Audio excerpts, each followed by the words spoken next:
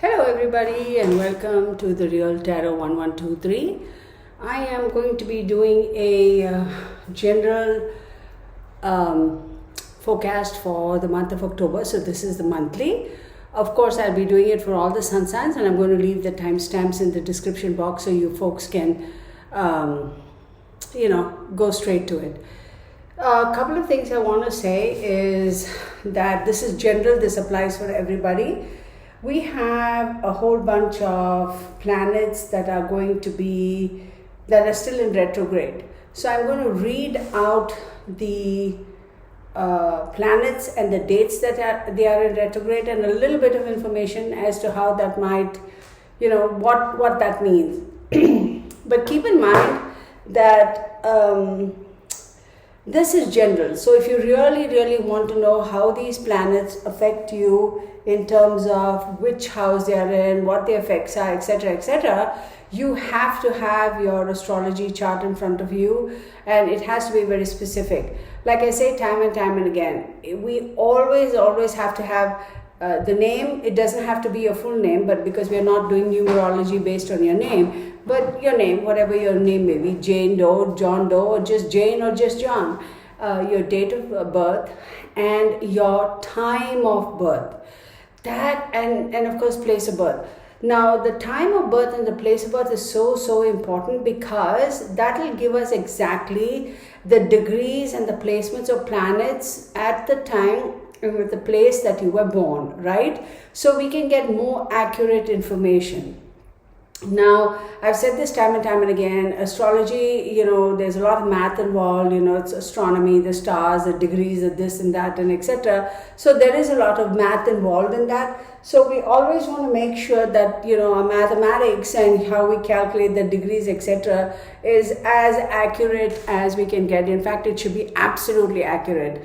And again, like I say time and time and again, astrology is never wrong. Astrologers can make mistakes, because at the end of the day, remember, they are people just like you and me, and sometimes in the calculations it could go wrong, and sometimes people just don't know.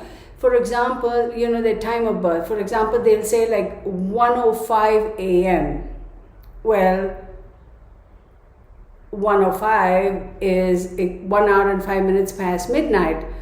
But to be more accurate, if you just say 1:05, then we don't know whether it is AM or PM. So I always tell people, I say, look, just put it in like the military hours,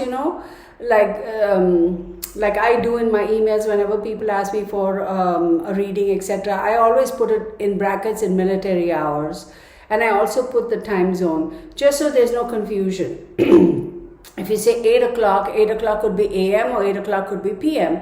So we have to be very careful about those things, right? They would make a difference. Now, a lot of people come to me and they say, look, we don't know the exact time of birth. So in that case, what happens is it'll default to 12 noon, which is basically splitting the day into like the first 12 hours and the second 12 hours. So it'll take the midpoint and assume that that is the time the person was born. Now, is that going to give you the absolute accurate chart for you? It won't, because trust me, even a couple of seconds, even a couple of minutes will make all the difference in where the planets are and how they move and etc. Right?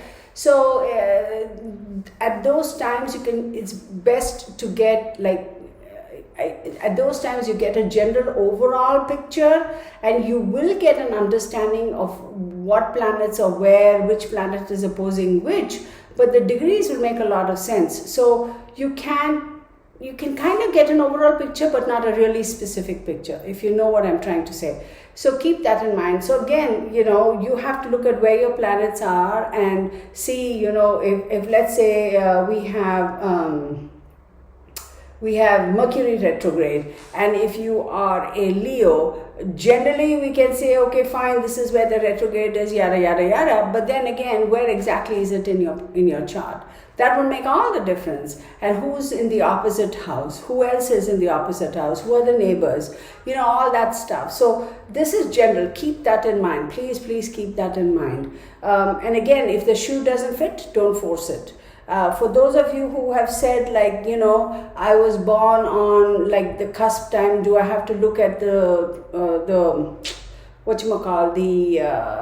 sun sign before or after, I would say read both and absorb what best suits you. And for those of you all, because you will have elements or you'll have character traits of both houses. So for people like that, I would say, I would recommend that you also read the thing, or watch the videos or whatever, or consider what's in your, your moon sign reading or your rising sign reading or your Venus reading. So that way you'll get a little bit more clarity. At one point in time, I was seriously thinking of doing weekly readings for every week.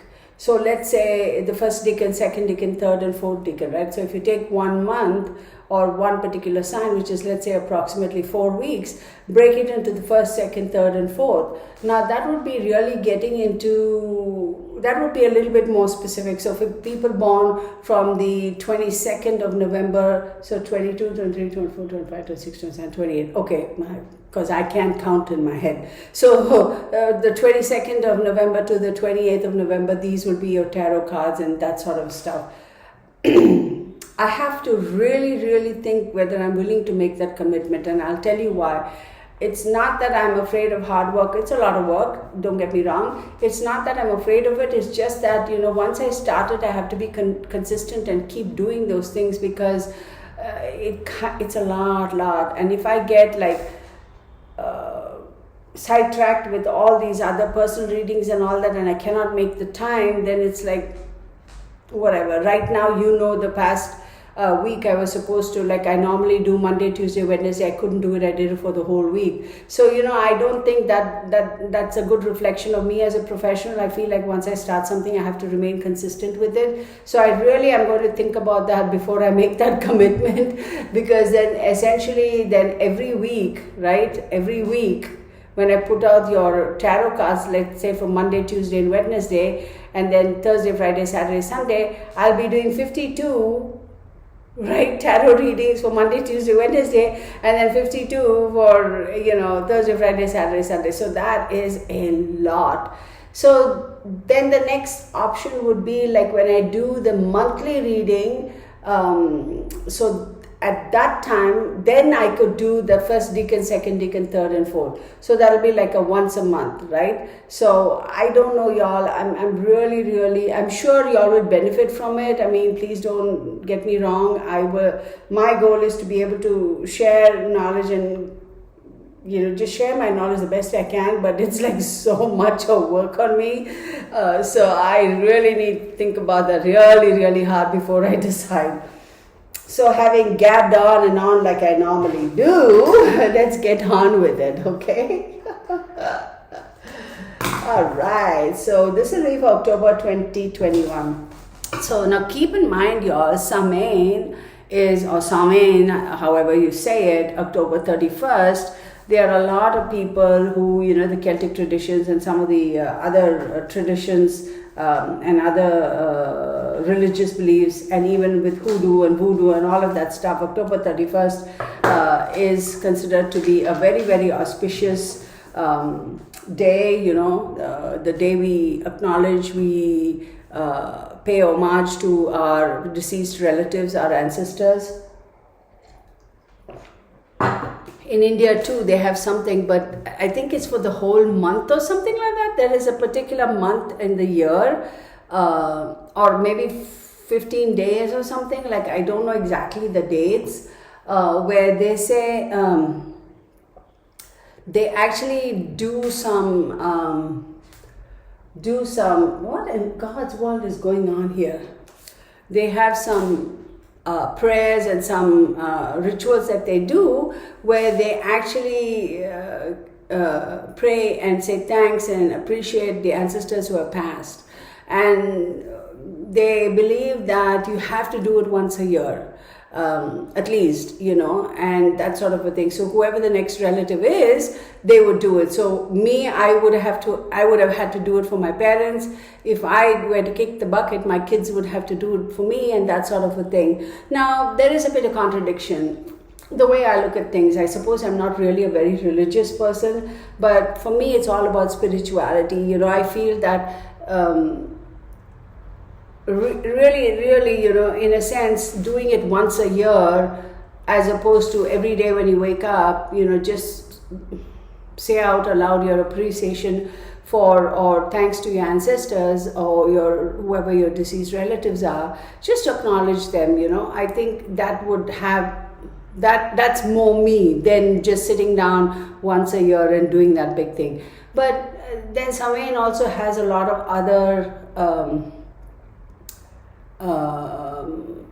traditionally Samhain, they do Samhain for a whole bunch of other reasons as well. So that's when, for lack of a better term, again, please don't come at me because I'm not using the right terminology, but for lack of a better term, it's when the veil is lifted between this realm and the other realm, and that's when spirits tend to be able to cross over freely. So you like they will partake of whatever, right? Another thing I want to say is I try my level best depending on where I am. If I'm home and if I'm not traveling, etc.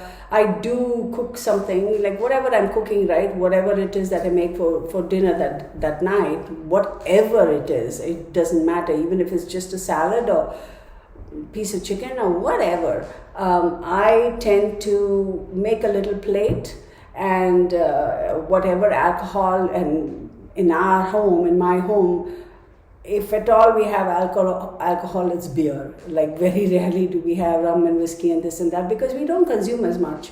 I do have, but then once the bottle is over, it's like I don't make an effort to go out and actually buy it. So like I said, Mark enjoys his his cinnamon whiskey or the Fireball or whatever that is. So once a year he gets it from me as a gift for Christmas, and then that's it for the whole year. So if I do buy alcohol because somebody's visiting or we're having a get together, whatever, if there's anything left over, then yeah, otherwise no. So whatever the alcohol is, a little bit of alcohol, whatever we make, I make a little plate. It doesn't have to be a particular quantity or etc. And I just leave it out and say my prayer or say my thanks. It's not really a prayer, but more so an appreciation and just acknowledging the fact that look, whatever sacrifices you made, whatever hardships you went through, I do appreciate the fact that you left a legacy for us, right? A lot of people would don't necessarily feel that way, and I understand because there have been families where people have been abused by their parents or grandparents or whatever, so it's very difficult for them to kind of be in a spot where they can say thanks or appreciate what their ancestors did, and I completely comprehend that. Like I'd be mad as heck too. I'd be like, screw that, why should I pay homage to this, whoever. So it is what it is, right? That's an unfortunate side to families and relationships, etc. So another thing I want to say is we have the full moon in Aries on October 22nd and 23rd. This is as close as you're going to get to Samhain. I think last year it was on the 31st, if I'm not mistaken. I don't quite recollect, but I think it was either on the 30th or 31st, which was fantastic because it's like, how auspicious is that from the perspective of people who practice, the Celtic form of faith, and those other, I won't even go into all of that because we know there are a lot of people who follow that. So full moon is usually the time when things come to a completion, right? And the new moon is when you sow the seeds and of something new and hope to build on it and do all those things, right? So there's a reason why the farmers in the good old days followed that 15-day cycle or whatever. And if you also look at it, every 28 days is when women tend to normally, for the most part, women, we do have our a monthly cycle. It's 28 days and something, right? So if you look at all those things, then yes, we are all tied to the earth, and we all understand that we are part of the universe, and this, that, and the other. We get all of that. So whatever your intentions are, whatever it is that you feel you want to get rid of, okay, what do you want to get rid of? If it is a negative habit, if it is a bad habit, if it is something that you just want to get rid of, I would highly recommend a little small process because I know it has worked for me.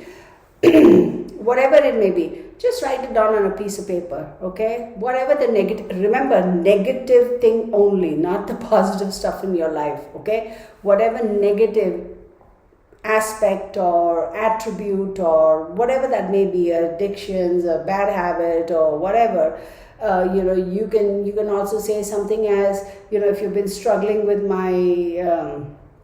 struggling with getting a job or struggling with finances or whatever, be careful of how you word it. There's a lot of impact with that, because once it's written, that's it, your intentions are set. You can't just tear it off the paper and say, oh, I made a mistake, throw it again. So before you actually put your words down on paper, think again, and think one more time. Like one of those movies, they say, so let it be said, so let it be written, and so let it be said, so let it be written, so let it be done. Or something to that effect. And that's true, because everything starts with your thought process, okay? And you speak it out into the universe, and then you write it. You're making a kind of a pact, and then, the universe is like, okay, this chick is serious about it, so I'm going to do my level best to accommodate that. So set your intentions. What are your intentions? What is it that you intend to get rid of from your life? Write it down. Be careful of your wording. If you say,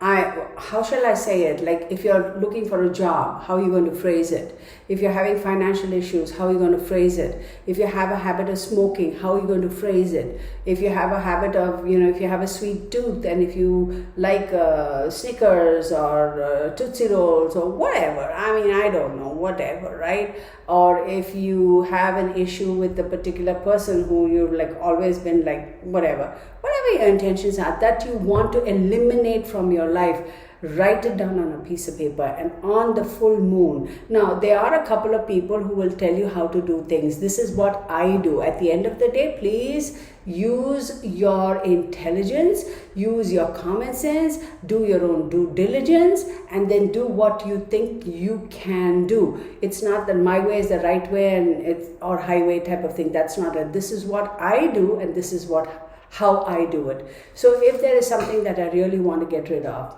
and of course they say, midnight, 12 o'clock, sit out and all that. Yeah, we can do all of those things, right? Because that's when, and I'm going to go a step further. Y'all listen to this, because this full moon is quite impactful, and I'll tell you why.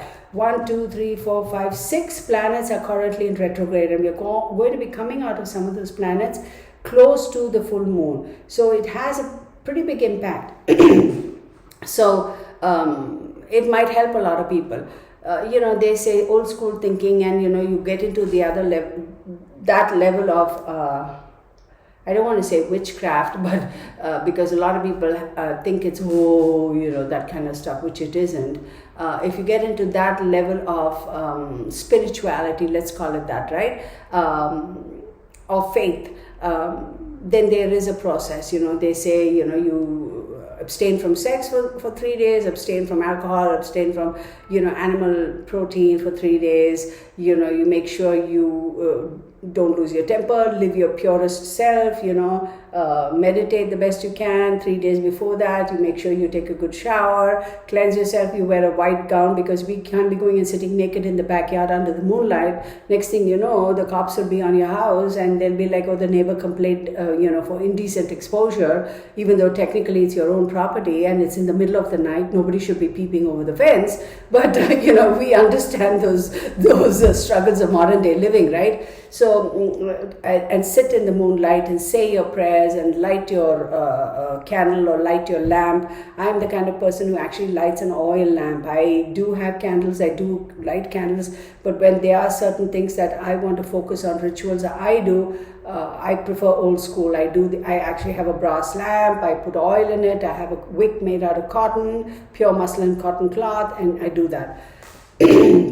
And then you say your prayers, you do whatever, you pay your respects to the elements and pay your respects to whoever, and whatever this thing is, this piece of paper that you've written with the stuff that you want to eliminate from your life, a bad habit, an addiction, that sort of stuff, you burn it completely to ashes and let the wind take it. You get what I'm saying? Now, y'all, Oh my goodness, be super, super, super careful, okay, if you intend to do all these things. Don't set your house on fire, don't set yourself on fire, don't do none of that, safety first, safety for yourself, safety for your environment, safety for your house, your family, your loved ones. So don't do anything that you think is a bit scary, it's a little bit iffy. Even lighting candles at home, how many times you've heard cases where the candle is, somebody forgot to blow out the candle and they go for dinner or whatever and they come home, next thing they know the whole house is on fire, right? So be very, very, very super careful, okay? The first most important thing that you need to pay attention to is safety first. So a lot of people come and tell me when I say, they say, okay, how do we, they're like, we're not comfortable doing that candle business. And hey, totally okay. I completely understand. Like I said, that's old school. That's what I do. So then what do I recommend? What is the next option? The next option is tear that paper into as many bits as you can, as fine bits as you can, right? You have a bowl of water. It doesn't have to be a super nice bowl or crystal or, silver or gold or whatever. Just a bowl of water, right? Bowl of water. Get a bowl of water, tear this paper after you said, released it to the universe, right? So you're releasing the negativity, you're releasing this bad habit, releasing whatever it is that you want out of your life. Tear it into bits and pieces of absolute bits, the smallest you can. Put it in that water. So after a little bit, the paper, you can see the ink is going to melt, or not melt, it's going to kind of disperse and the paper is going to get all mushy, yada, yada, yada. Then just throw it away in the trash. Throw it away in the trash. I know a lot of people say, oh, pour it down the toilet, pour it down the sink, whatever. I mean, I would say let it disintegrate completely and then throw it in the trash. That's what I would do. Okay, so that's a suggestion. And again, people, please understand, this is not witchcraft and this is not like voodoo and hoodoo and all that stuff. This is just like, think about it, right? When we set our intentions, when we make our dream board, like I was saying the other day on one of those videos, you want it in your face. You want it in the most traffic kind of a room in your house, because that's the stuff you want to manifest, you want to bring in, right? So you want it in your face, you want it in everybody's face, you want it in the part of the house where every single day you walk by 10, 20 times, it's there. Because what the eye sees, the mind sees. If you don't, you know what I mean, right? If you don't see it, then you don't believe it, type of thing, right? Excuse me. So make sure that it is in the part of the house that is visible. And y'all, one thing that is the most important thing when you make dream boards, dream boards. A lot of people say, I don't want it on a big board or whatever. I want to keep it in a photo album. I have had people actually ask me, can I do that? Yes. And then they said, where do I keep this? Keep it on your coffee table. Oh, I entertain a lot of people, I have Thursday evenings, I have a group of people who come for book reading sessions, or Friday I have a whole bunch of people who come for a bingo session or knitting session or making, bedspreads or whatever. So what? So what if people see it?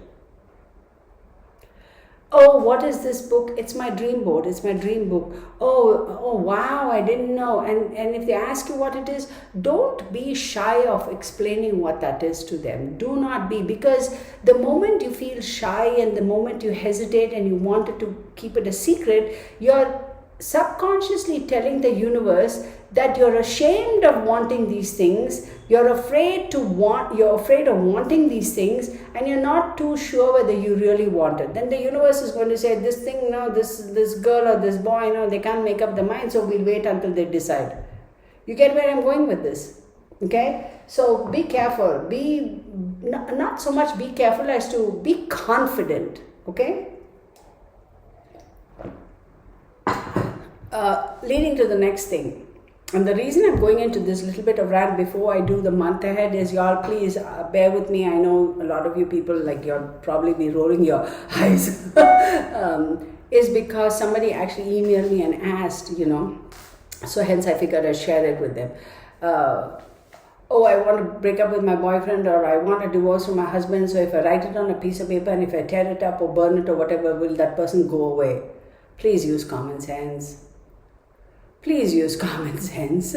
Okay? So that actually was a question. They actually emailed to me. I was like, honey bunches of oats, come on, like, use your common sense, please. Okay? And again, people, remember, the most important thing is safety first. Whether you're lighting a candle at home or whether you're lighting a candle in the backyard or whatever that case may be, safety first. Okay? So that's that. Now, enough of gabbing, right?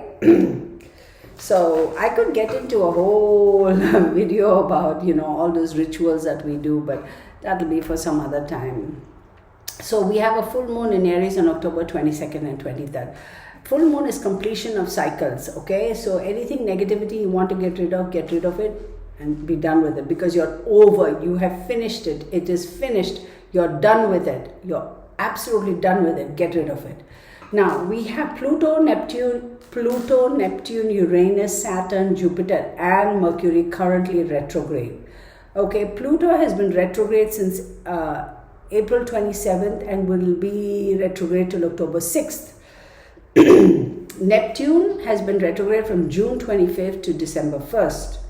Uranus has been retrograde from August 19th and will remain in retrogression till January 18th, 2022. Saturn has been retrograde from May 23rd to October 10th. Then Jupiter has been retrograde from June 20th to October 18th. Okay? Now Mercury, this is the final retrograde for Mercury for this year, and Mercury has been retrograde from September 27th to August 18th. Chiron has been retrograde from July 15th and will remain in retrograde till December 19th. So let's start with Mercury. Mercury is all about communication, right? So when we talk about in retrograde, they say, okay, communication, anything related to communication, computers, emails, telephone calls, text messages, sending letters in the mail, sending official letters, serving a notice, signing a document, anything like that, right? They typically say that please don't sign anything or make a commitment during a retrograde, when a planet is retrograde. Don't opt for, and particularly when Venus is retrograde as well, don't elect for any, don't undergo any elective surgeries. Well, if they've already decided that they have to do and it's not elective, it's like the doctor saying, look, you better go and get this taken care of, then yeah, you don't have a choice, you have to. But it's like, oh, I want a cosmetic surgery, I want to do this, I want to do that, this scar is bugging me, I just want to have it fixed and all that. Please try not to do that when the planet is in retrograde, because you'll have to go back and fix it again, and you don't want to do that. You want to be one and done, right? So think about those things. And also when planets are in retrograde, it's like, let's say for example from 27th September to 18th October, right? Usually you will feel the effects a couple of days before and also a couple of days after it goes. So it's turning backwards, and then it's not like boom, it goes forward. It turns backwards, there is stillness, and then it starts moving forward. So a few days before, few days after, you'll still feel those effects. So I would recommend being patient. Now, there's another thing people say is like, if you've already signed a contract, like for example, you went for an interview, okay, before the planet went into retrograde thing, right? You went for an interview and they said, oh, everything is fine, and yes, we just need a little time to figure it out. We'll do another phone interview, we'll do another interview, we're going to do all the screening, yada yada yada. And then all of a sudden in this process you go into Mercury retrograde, but while they are in retrograde, they're going to make you an offer. So I would say go ahead and accept it, because technically speaking, whatever initial conversations etc happened, and all those first second interview, we were doing a background check, fingerprinting, yada yada yada, all that happened before the planet went into retrograde. So it's technically not a new thing. So if you look at it from that perspective, I'd say go ahead and sign it. But a lot of astrologers will be like, ooh, don't do it type of stuff. So I don't know, it's on them. Okay, so Mercury is about communication. When Mercury is in retrograde, watch your words. I have to swallow my own medicine, because the other day I had a bit of an eruption. I kind of lost my cool, and that wasn't very professional. And I was like, oh my goodness, these people, my real family will think I'm some psycho woman over here. And y'all, I just kind of lost it. I'm sorry. I will try my best to not let it happen. Yeah, I kind of get a little testy at times, because, you know, when I'm very passionate about something, then I do. But anywho, so be careful of communication. One more thing, when, you know, there's no going back with communication and Mercury. So when you type out that stinger of an email and you want to send it off and all that, no, like, hold on a minute, are you sure? Once you hit the send button, that's it. So that's that, right? So, all right, so where am I going with this? So Mercury rules Gemini, correct? So Mercury also rules Virgo. So when I'm doing the particular planets, I hope I remember to tell you.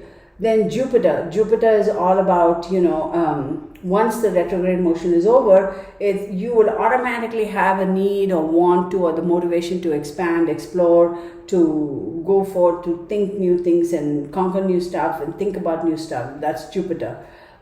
Typically when Jupiter goes into retrograde motion, I've noticed that people who have very heavy Jupiter in their charts tend to put on a little bit of weight. I fess up. Me too. It has happened to me. Every time Jupiter goes... Y'all, of course I can't blame it on Jupiter, right? Because at the end of the day, this exercise, there's quite a bit of it, right? Like you're eating a lot. So I can't blame it all on Jupiter, but actually it does have an impact. I kid you not. So what is Saturn? Saturn is all about, and Jupiter rules Pisces and Sagittarius. So Saturn rules Capricorn. So Saturn is all about long-term goals. It's rethinking things. It's making sure, are you sure? Are you sure? This is your opportunity to edit, to fix, to tweak, to change, to tie up all the loose ends before you kind of go forth. Uranus retrograde, it's all about Uranus. What is Uranus? It's sudden changes, it's shocks, it's also introspection, etc. Right? Neptune. Did I say Neptune was retrograde from June 25th to December 1st? I think I did say that. And Neptune rules Pisces. So remember, we have strong Pisces energies here. So if anybody has strong, whether you're Aries, Leo, Cancer, whatever your star may be, but if you have a very strong Pisces in your chart, then trust me, you would feel these retrogrades quite a bit. Where are we at? Wait. I lost it. Neptune. There we go, Neptune. And Uranus, of course, rules Aquarius. So then we have Pluto, and Pluto rules Scorpio. So Pluto is like, you know, you will automatically have a need to or feel renewed, and it's asking you to stand in your power. Remember, Pluto is all about regeneration, bet. I can't speak to save my life. Death and rebirth and regeneration and the phoenix rising from the ashes and that sort of stuff. Chiron is all, it puts a focus on insecurities, and it also draws your attention towards fulfilling your emotional needs. So this is this, okay? So let's get on with the reading. And I also want to say the new moon is all about sowing seeds for something positive that you want in your life, something that you want to grow, right? You never want negativity to grow. You want positivity to grow. So when the next new moon comes about, make sure you set your intentions for all the good things that you want in your life. Okay? So that's that. Oh, 30 minutes of just this. So I'm going to start off with Libra. What is the thing? 3559. I'm just going to make it 34. Libra, correct? I don't know how long this is going to take, y'all. Okay, but we will fix this. We will do this. So Libra, I'm going to see what your... so Libra... Oh my goodness.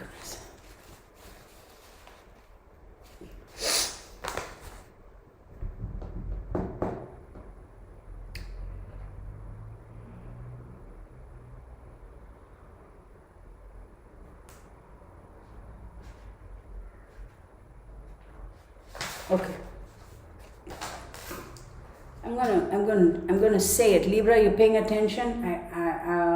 So if Pluto rules Scorpio, then Libra, Scorpio is your second house. Okay? So second house is values, talents, possessions, and your ability to earn income. That'll be the focus for the month. Then Neptune rules Pisces. So 1, 2, 3, 4, 5, 6. So your sixth house is work, health, discipline, and habits.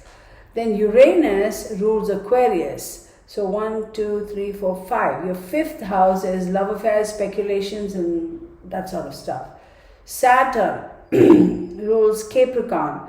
So that's 1, 2, 3, 4. Fourth house is emotional home, your mother, the family roots, affairs at the end of life. Right? And Jupiter rules Sagittarius and Pisces. So that'll be 1, 2, 3, 4, 5. So the second and fifth house, which is values, talents, possessions, etc. And fifth house is also love affairs, speculations, and etc.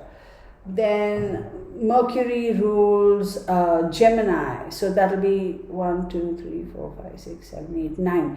Ninth house is all about distant travel, higher education, intellect, your father, and that sort of stuff. So this is very confusing, okay? But just understand that when I say ninth house, second house, fourth house, third house, etc., those houses are the ones that are going to be impacted by whatever these planetary action is that's going on in the sky. So don't feel that, oh my God, things are going to happen, or somebody's going to die, or this is going to happen, or that's going to happen. No, remember, this is general. We don't know for sure because I don't know each and every one's time of birth, place of birth, etc. So this is just general information. Actually, as I was reading that out, I was thinking to myself, I shouldn't say it because I don't want people to get confused. Moving on. I don't have any place to keep this. There we go. So let's look at your overall energy, Libra. This is going to be a bit of a long video, y'all. Okay? Overall energy for the month of October. I want you to get one more card for you. Baby, baby, baby. Oh my goodness. Virgo. Mercury retrograde. What did I say? Mercury retrograde, right? Virgo is your second house. And look who popped up. Even before I pulled the cards. And the fire, as we know, is Sagittarius, Aries, and Leo, right? And Jupiter is in retrograde.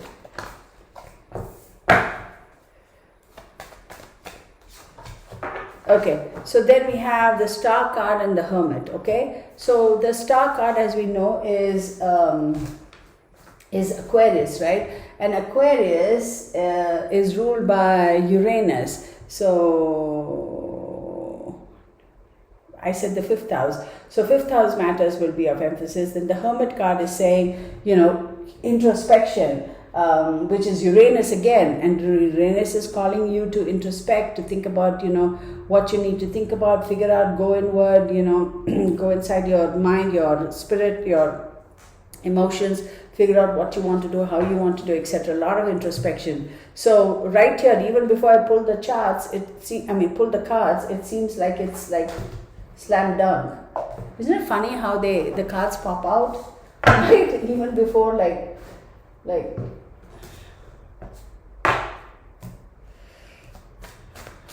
we'll tie it all up together. Okay, hang on one second. Sorry y'all, this is going to be a bit of a long video, so you'll have to be prepared. Okay. I showed you the cards, right? Let me show it to you again, just in case I did not. Okay?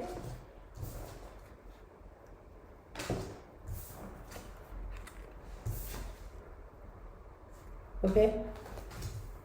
So we have the Ten of Swords, and then we have the Six of Cups in the reverse, and then we have the Four of Cups. Now, what does the Ten of Swords mean? In the traditional tarot, the Ten of Swords is, feeling like you've hit absolute rock bottom, feeling like, everybody and somebody has taken a jab at you, stabbed you in the back. I can't move on. I can't do this. I've had it. When is this nonsense going to end? That sort of stuff. Remember, you do have Uranus in retrograde, right? And Uranus is all about introspection, and the Hermit card also. So, clearly, there is a little bit of thinking about, whys and wherefores and why me and that sort of stuff. A lot of emotions are at play. And then you have the Six of Coins, right? Did I say Six of Cups? I apologize. Six of Coins in reverse. So the Six of Coins or Six of Pentacles is all about giving and receiving, help and generosity. So at this point in time for this month, there isn't going to be, I'm sorry, I can't even speak straight. There isn't going to be a lot of give and take. There isn't going to be a lot of, this and this, or rather this and this, or however you want to say it. That you're going to feel a little bit like, people are not so open to negotiation or open to cutting you some slack, and you're not going to feel like you want to cut people some slack either. And then you have the Four of Cups, and the Four of Cups is is apathy, feeling unfulfilled, feeling like, I don't care, I couldn't be bothered, that sort of a attitude you might end up having this month. But I'm going to say, look, you feel that way because you haven't been able to get and receive and whatever you thought you would be able to receive. So definitely you're feeling like, I'm done, I couldn't be bothered, I don't care. Whatever happens to that person, don't. Because with the Star card also, remember we have the Star card, as much as it says introspection, the fifth house, whatever, etc., you still have something that is going to be given to you or brought to your attention, an opportunity, a chance, etc., that is very surprising and comes from, like, you'll be like, I'm done, to heck with all this, and boom, you will have an offer. You will have something like from an unexpected source. At the least expected of times, you'll have the olive branch extended to you, or somebody will extend a helping hand or say, all right, let's do this, I got you, come on, let's get on with this, and that sort of stuff. So all is not lost.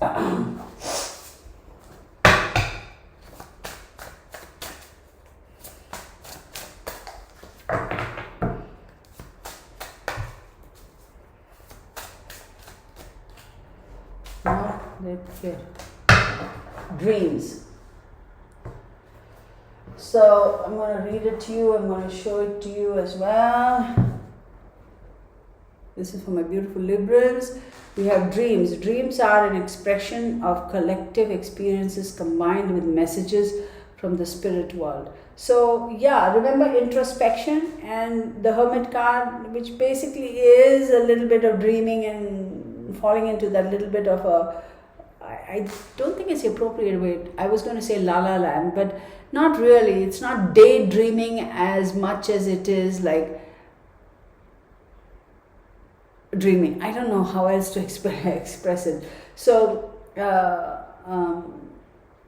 keep confident, because you may feel like everything is lost, but really all is not lost. Okay, and I want to say that stay focused for this month. Keep your cool. Don't feel like you want to give up and all that stuff, because that's like, all right, that's for you, Librans. I'm sorry guys, I have to take a sip of this. My throat is feeling a little bit scratchy, so okay, who do we have next? So after Libra, where's my pen? 4320 is for Scorpio. All right, Scorpio, so here we go. Right, remember you have the full moon in Aries, right? Now Scorpio, 1, 2, 3, 4, 5, 6, sixth house, you have a full moon. So that's about work, health, discipline, and habits. So when there is a full moon, remember, when there's a new moon, there's not enough light. But when there's full moon, there's a lot of light, so things become more clear. Maybe you will find a little bit more clarity as to what exactly you want to do, where you need to go, how you need to figure things out. And this has definitely got to do with your work, your discipline, your habits, and your health. Having said that, Mercury rules Virgo and Gemini. So 1, 2, 3, 4, 5, 6, 7, 8, 9, 10, 11. So 8 and 11, again, the secrets, the occults, and the 11th house, it's your like-minded friends, people, your groups and friends, that is highlighted, right? Then you have Jupiter. Jupiter rules Sagittarius and Pisces. So that's going to be 2, 3, 4, and 5. So 2 and 5. So 2, second house is values, talents, possessions, earning ability. And 5 is love affairs, speculations, and etc. So maybe your focus is about like the push and pull between work and your love life. Maybe you're going to be traveling and you're like, I got to move away from my loved one. So that could be a little bit of a stress point for you. Then we have Saturn. Saturn rules Capricorn, and Capricorn is your third house. Third house is your immediate environment and short trips. So there is going to be a change in your immediate environment. Uranus rules Aquarius, and Aquarius is 1, 2, 3, fourth house. Fourth house is all about your emotional home, your mother, your family roots, your affairs at the end of life, etc. So you're also thinking about long-term affairs, like in the sense like getting my finances organized. End of life doesn't necessarily mean people are going to die and then it's the will and that sort of stuff. It could mean long-term too, right? You want to think about when you get old, how you're going to figure things out, like finances, etc., etc. And it's an emotional time for you this month. It also has something to do with your mother and your family roots. I feel like you are actually going to be moving away from your family. And it's all for good. It's all for your career. And it's actually a good move. It's going to work out well for you. Then we have Neptune. And what does Neptune rule? Neptune rules Pisces. And Pisces is your 1, 2, 3, 4, fifth house again. So yes, you're going to be leaving your loved ones. You're going to be, if you have a spouse, etc., etc., you're going to be leaving and moving to another place, city, country, state, whatever. And this is going to be for your work, a little bit of an emotional time. It is what it is, but it's all going to be good because this is going to behoove you. But I'm also going to emphasize here, take care of your health, please, and be very disciplined about whatever you need to do regarding your health. Then Pluto. Pluto, of course, rules Scorpio, and Scorpio is in the first house. What is your first house? First house is how you present yourself. It's you, and you. Your image, how you present yourself, how people look at you, how you look at yourself, etc., etc. So I'm telling you, this is going to be a pivotal time for you. Okay, it really is, because it's almost like you are leaving the nest and flying away, but not necessarily just that. I feel like you're like, okay, something has shifted for you and you're like, enough is enough is enough. This is when I make my move, and if I don't make my move now, it's never going to work out. So whether you make your move right now actually, or whether you set in motion the gears and everything towards that end, you're going to start it now, which is awesome. Okay, Scorpio, let's get on with this. Your overall energy.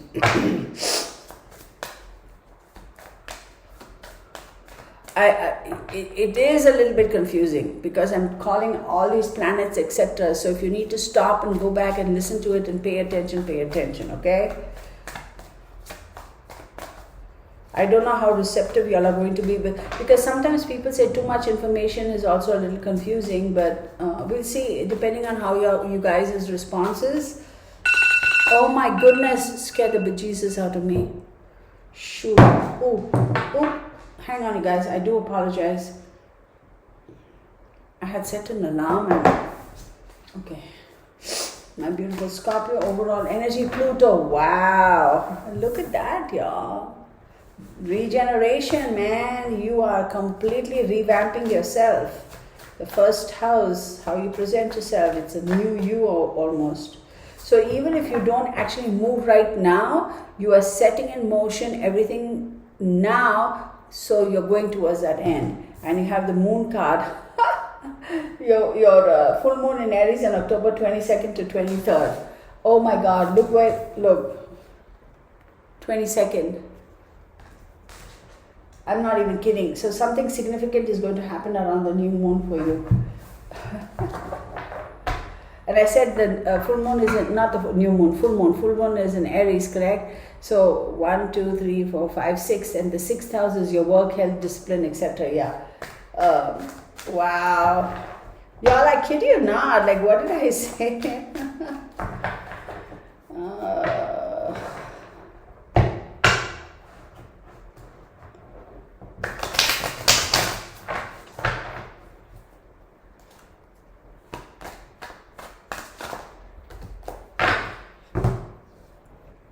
Beautiful. I love it. I absolutely love it. You guys, you can't ask for anything better. You have the Two of Coins. Two of Coins is talking about weighing your pros and cons. You have choices. You have to do a lot of multitasking. You will have opportunities regarding, money and finances, or work that's going to lead to money and finances.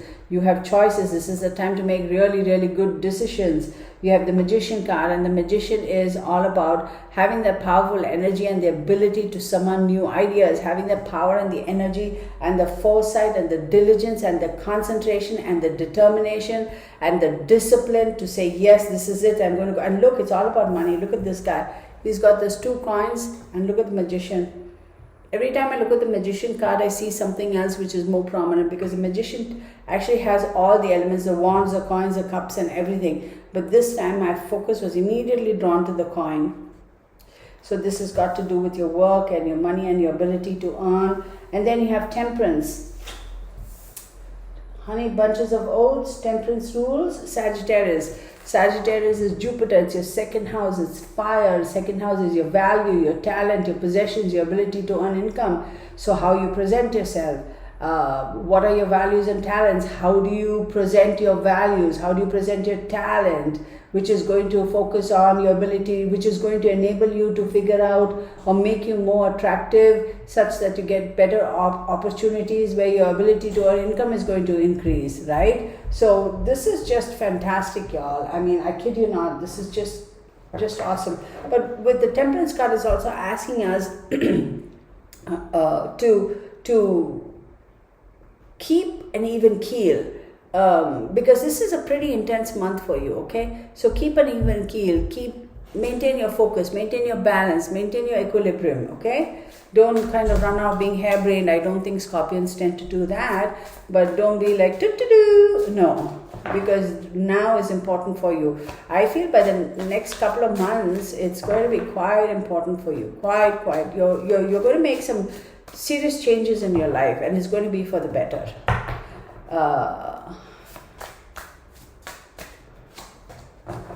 Courage. Courage is a strength to stand up when it's easier to fall down.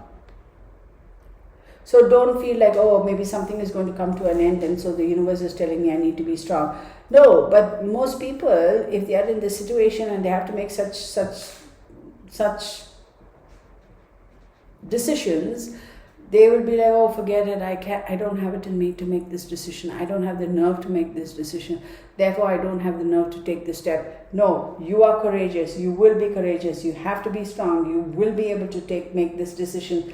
Even if you have a little bit setback in terms of timing, do not worry, because whatever you set in motion now is going to come to be true for you. It's going to come to fruition for you. The next 2-3 months, I'm telling you, where are we now? In October, November, December are going to be pretty crucial months for you. Remember I said the universe is asking you to maintain some balance. Well, that's the thing. As long as you maintain an even keel and don't let your emotions get the best of you and kind of lose it, because sometimes we kind of get so frantic, we kind of lose our focus. No.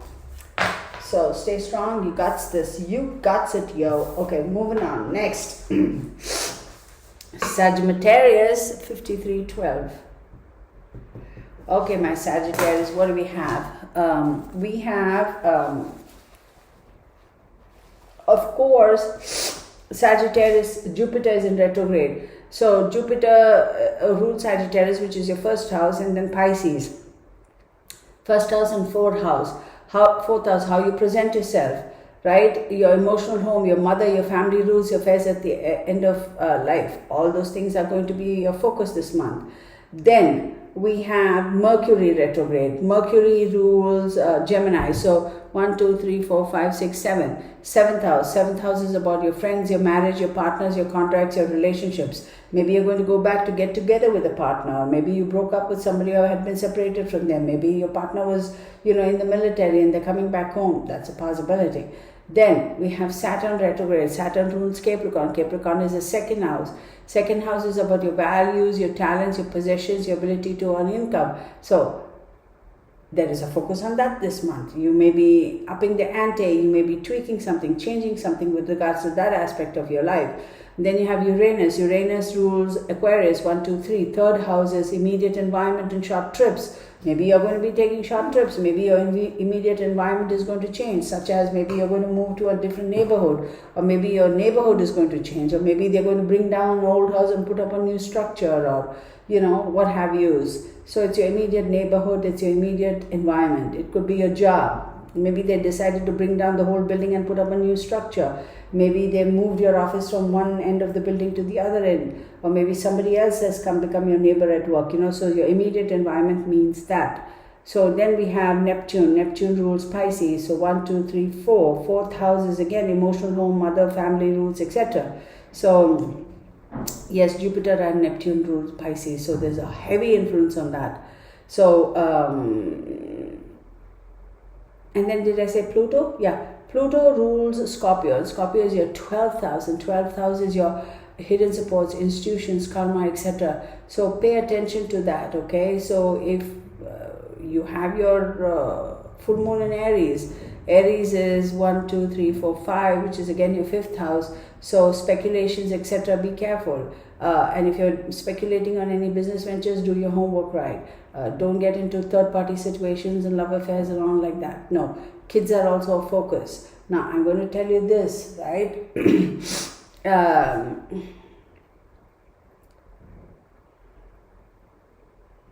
You may be in a situation where you are going to be dealing with financial institutions for some, either a loan or for some investment opportunity.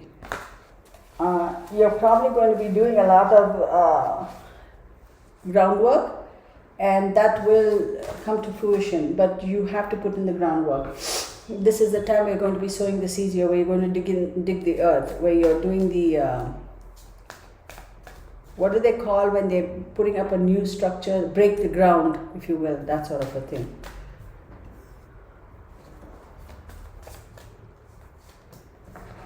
Venus, lovely, I gotta say, I love it. Taurus, Venus rules Taurus. Taurus is all about money, the earth, the finances, investments, all that sort of stuff. Taurus also rules this part, the shoulders and the neck. So if you have any spondylitis type of a situation, etc., be careful, pay attention, make sure, like, if you're wearing a brace or anything, keep it on, don't mess around. If you go to see a chiropractor, make sure the chiropractor knows what he or she is doing. How many times have we heard of cases where they've messed it up even further? We have the Hermit card, which is like number 9. Sagittarius is the ninth house, which is which is darn it, the philosopher of the zodiac. Good Lord, I had a hiccup over there. So brain hiccup.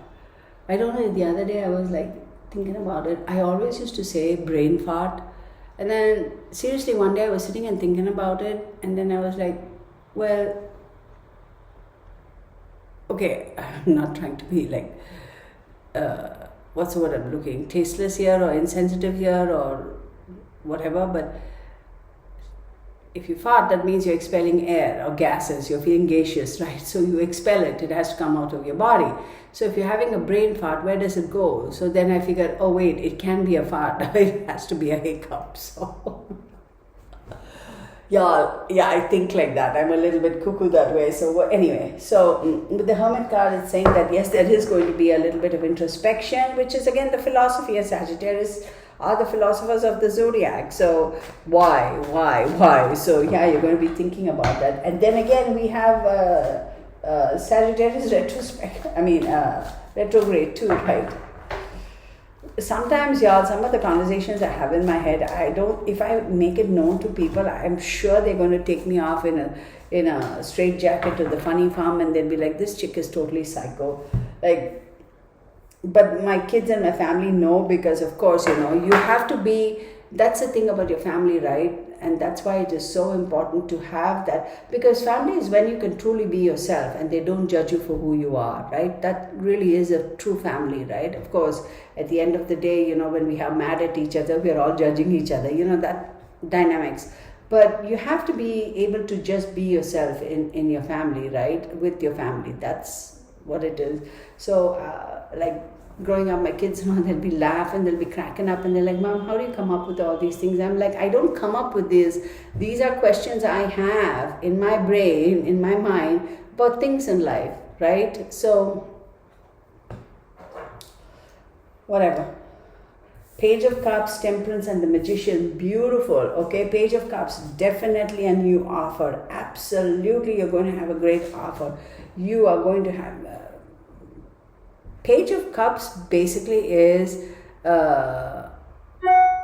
solutions will be brought to you.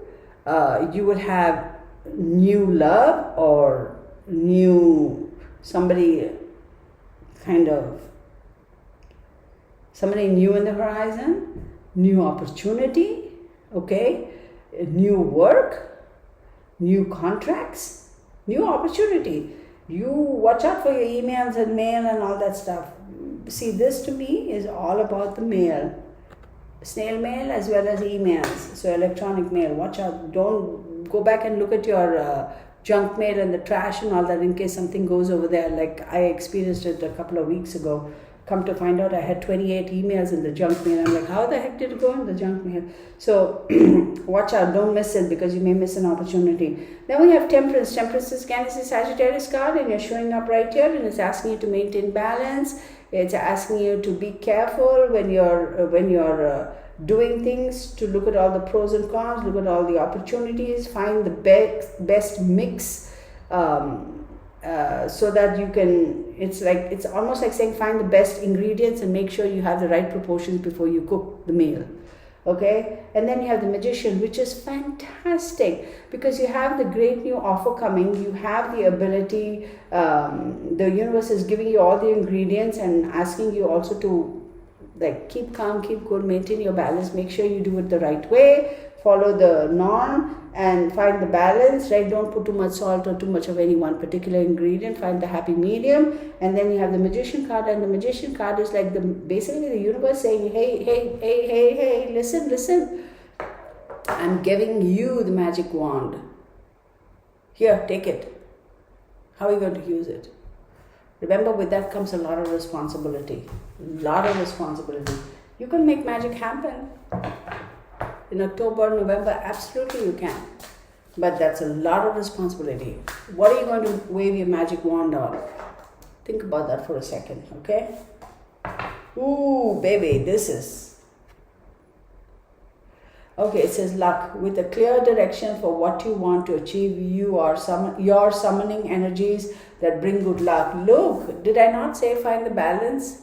Happy medium, keep an even keel, make sure you don't do crazy stuff. And then you have luck also on your side. Really, can you ask for more? I'm a Sagittarian. Thank you, my guys, for giving me this good reading. Thank you. Because I love it. I'm happy. No, that was a crazy smile. I was trying to say, look at my smile. That looked creepy, right? Oh, y'all must think I'm psych. But anyhow, all right. So I actually am very appreciative of the fact that we got those cards because as a Sagittarian myself and considering that I'm a cusp, the cards we got for Scorpio and the cards we got for Sagittarian, I really am blessed. I have great appreciation and thanks for my spirit guides and guides. Thank you. And my ascendant masters and everybody, my whole prayers. Actually, I have to say a prayer right now, guys.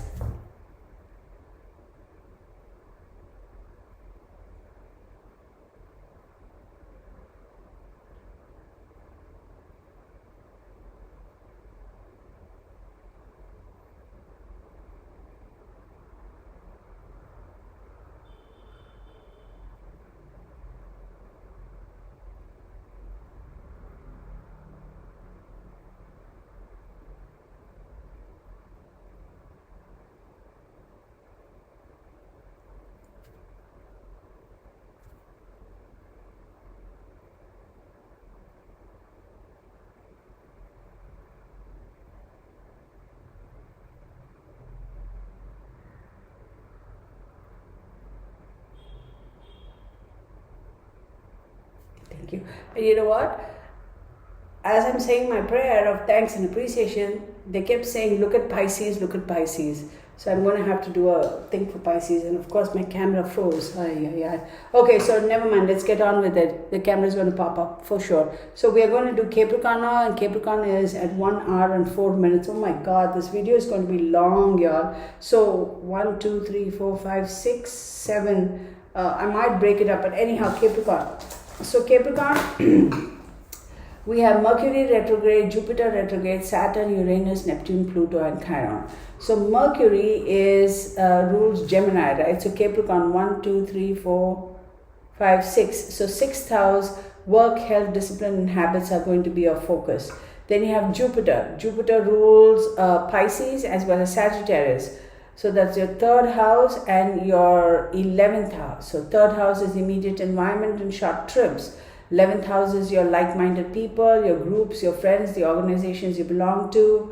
Those are going to be subjects for the month, or rather focus for the month. Then you have Saturn, which is again Saturn rules Capricorn, and that's yourself, which is your first house. So how you present yourself, etc., you need to focus on that, right? And then you have how you look at yourself too, how you present yourself to the world. Then you have Uranus. Uranus rules Aquarius, which is your second house. Second house is value, talent, your possessions, your ability to earn income. Then you have Neptune. Neptune rules Pisces, is your third house. Third house is again your immediate, and a lot of emphasis on your immediate environment and short trips. Then you have Neptune again, which is Pisces. Yes, pay attention to your immediate environment and short trips. I wouldn't be surprised if we end up having the Chariot card as well as the Wheel of Fortune pop up. You watch. Then we have Pluto. Pluto rules Scorpio, and Scorpio is your 10th house. 10th house is career, reputation, morals, and life goals. So you may be traveling for career, short distances. Pay attention to your immediate environment.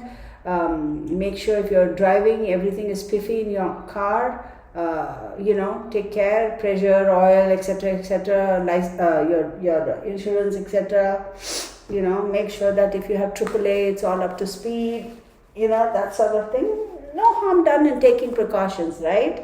And particularly since we have so many planets in retrograde, we don't want anything to kind of you have a mechanical breakdown, and then what are you going to do in the middle of nowhere, right? So let's look at the overall energy. All right, your overall energy is Venus, which is beautiful. As soon as the camera decides to wake up, I will show you the cards. I'm sorry you have to look at that mug shot of mine. But, oh, beautiful. You have Venus and you have the World card, which is fantastic. Venus is the earthy energy. It's Taurus. So 1, 2, 3, 4, 5. Again, your fifth house. Yeah. Oh, listen. If you're going to be traveling for work, and if you are going to, okay, I'm just going to say it. For all of you people who are traveling executives, you go somewhere out of town, you stay in a hotel, you meet this hot chick or this hot guy or whatever, be careful. Like if you're going to get into a questionable liaison with that person, just be aware that, there will be repercussions and you're responsible for that. So, I'm not saying, who am I to say you don't do this or don't do that? I'm just telling you. Because you also have the 21, which is a World card, which is completion, success, spiritual rebirth, etc., etc. So you are going to be doing a little bit of introspection too when you go on this journey or whatever. So,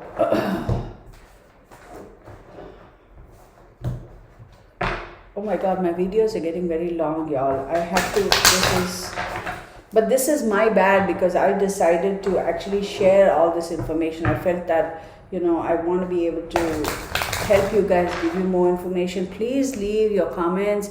Tell me if it is too confusing for y'all. If this is too confusing for y'all, or it's like, oh my God, I don't understand what's going on, then I'll revert back to my older, previous method of just doing tarot, okay?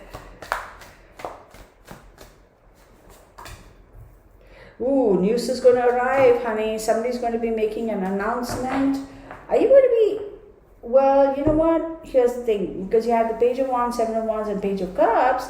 So remember I said maybe this short trip you may have a liaison or whatever like that. On the other hand, maybe you're making the short trip and you're going to meet up with your honey So because there is a page of wands, so maybe you're going to be announcing something, either an engagement or maybe work is going to announce something good for you. Some good news is coming, an announcement is going to be made. Then you have the Seven of Wands. Yeah, you've had to fight off some competition, be it work or be it a personal relationship. But you do come out victorious, but you've had to fight off competition. And it wasn't necessarily a happy fight, you know what I mean? And then you have the Page of Cups, emotions, but don't be childish. Don't be childish in your emotions. What I mean by that is,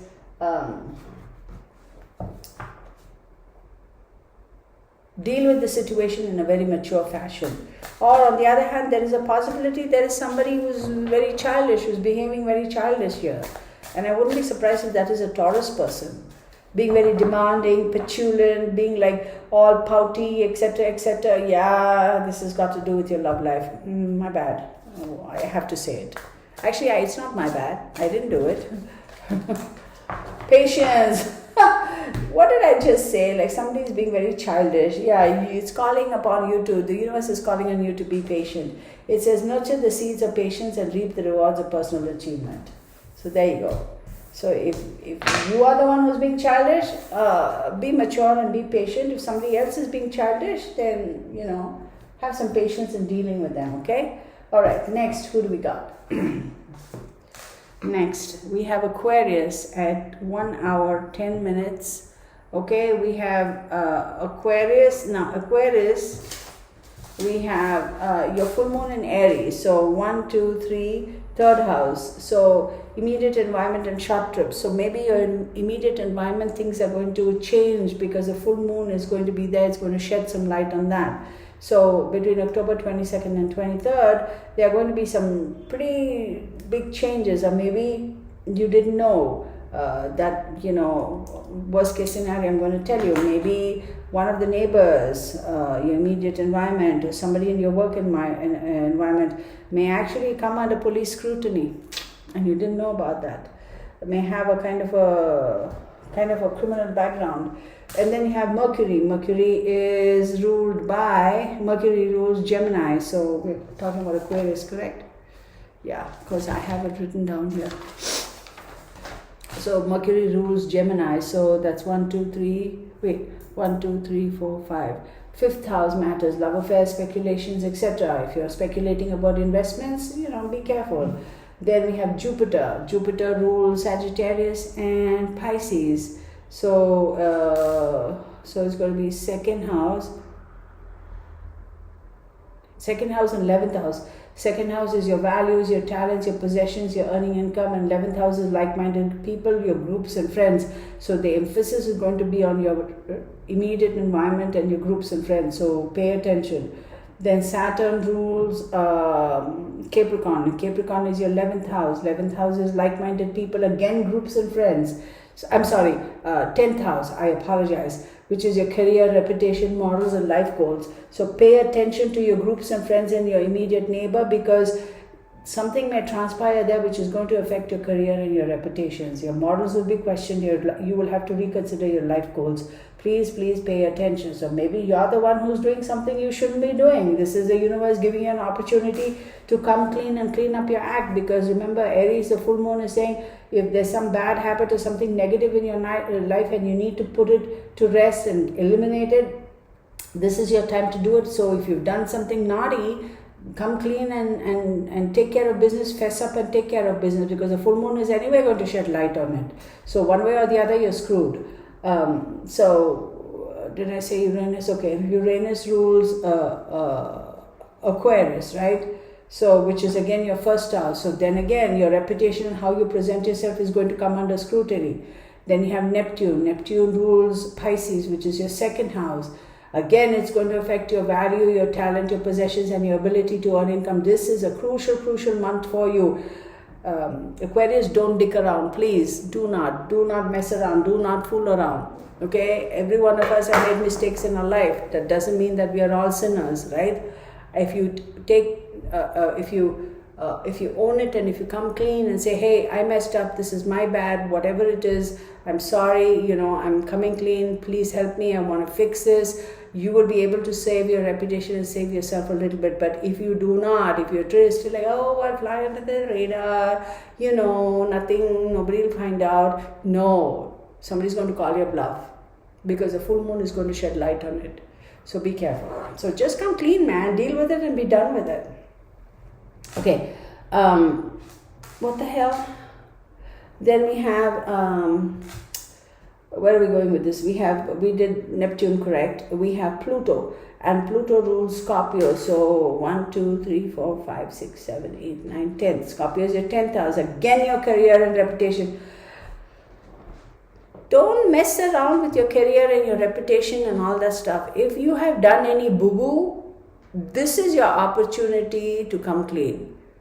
Okay, this is again regarding your immediate environment also. Even if it has nothing to do with your career, in your life in general, if you have done something naughty and this is like, oh boy, this is going to be a harsh month if you don't fess up.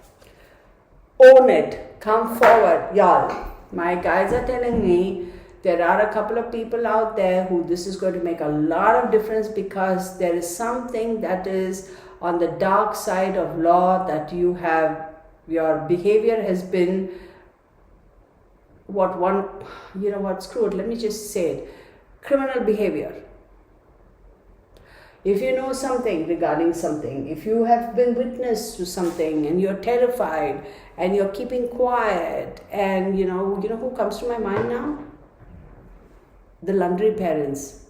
So if you have done something that is like on the wrong side of the law, or if you have seen something and you're the only witness and you are like terrified of coming forward, or for whatever reason you don't want to come forward, y'all, I'm telling you, this is your time to fix it and to come forward and say, hey, here, you will be fine if you do that. If you own it, if you fix it, you make an attempt to fix it and you come clean, you'll be fine. If you do not, they're anyway going to find out about you, and then everything is lost. So forewarned is forearmed. Don't come back and tell me I didn't tell you, because I just did. Okay? Jupiter. They asked me to pull another card. Yeah? Jupiter and the Earth. What did I say about Jupiter? Jupiter rules Sagittarius and Jupiter rules Pisces. So it's going to be the 2nd house and the 10th house. There's so much emphasis on your 2nd house and your 10th house, which is your career, reputation, morals, life goals, values, talents, possessions. Yeah, because if your reputation is screwed, it's going to affect your employment and employment opportunities, and then you won't have any ability to earn an income. So don't play around with this stuff. Okay? If for example at work somebody has been misappropriating funds, or if you know that somebody has been stealing from the company, or somebody has been doing something naughty, come clean and say, hey, I saw them do this, and if you have seen them do this a couple of times but you have not brought it to anybody's attention, come forth and say, look, I'm sorry, man, I should have said this before, I didn't, my bad, but here you go.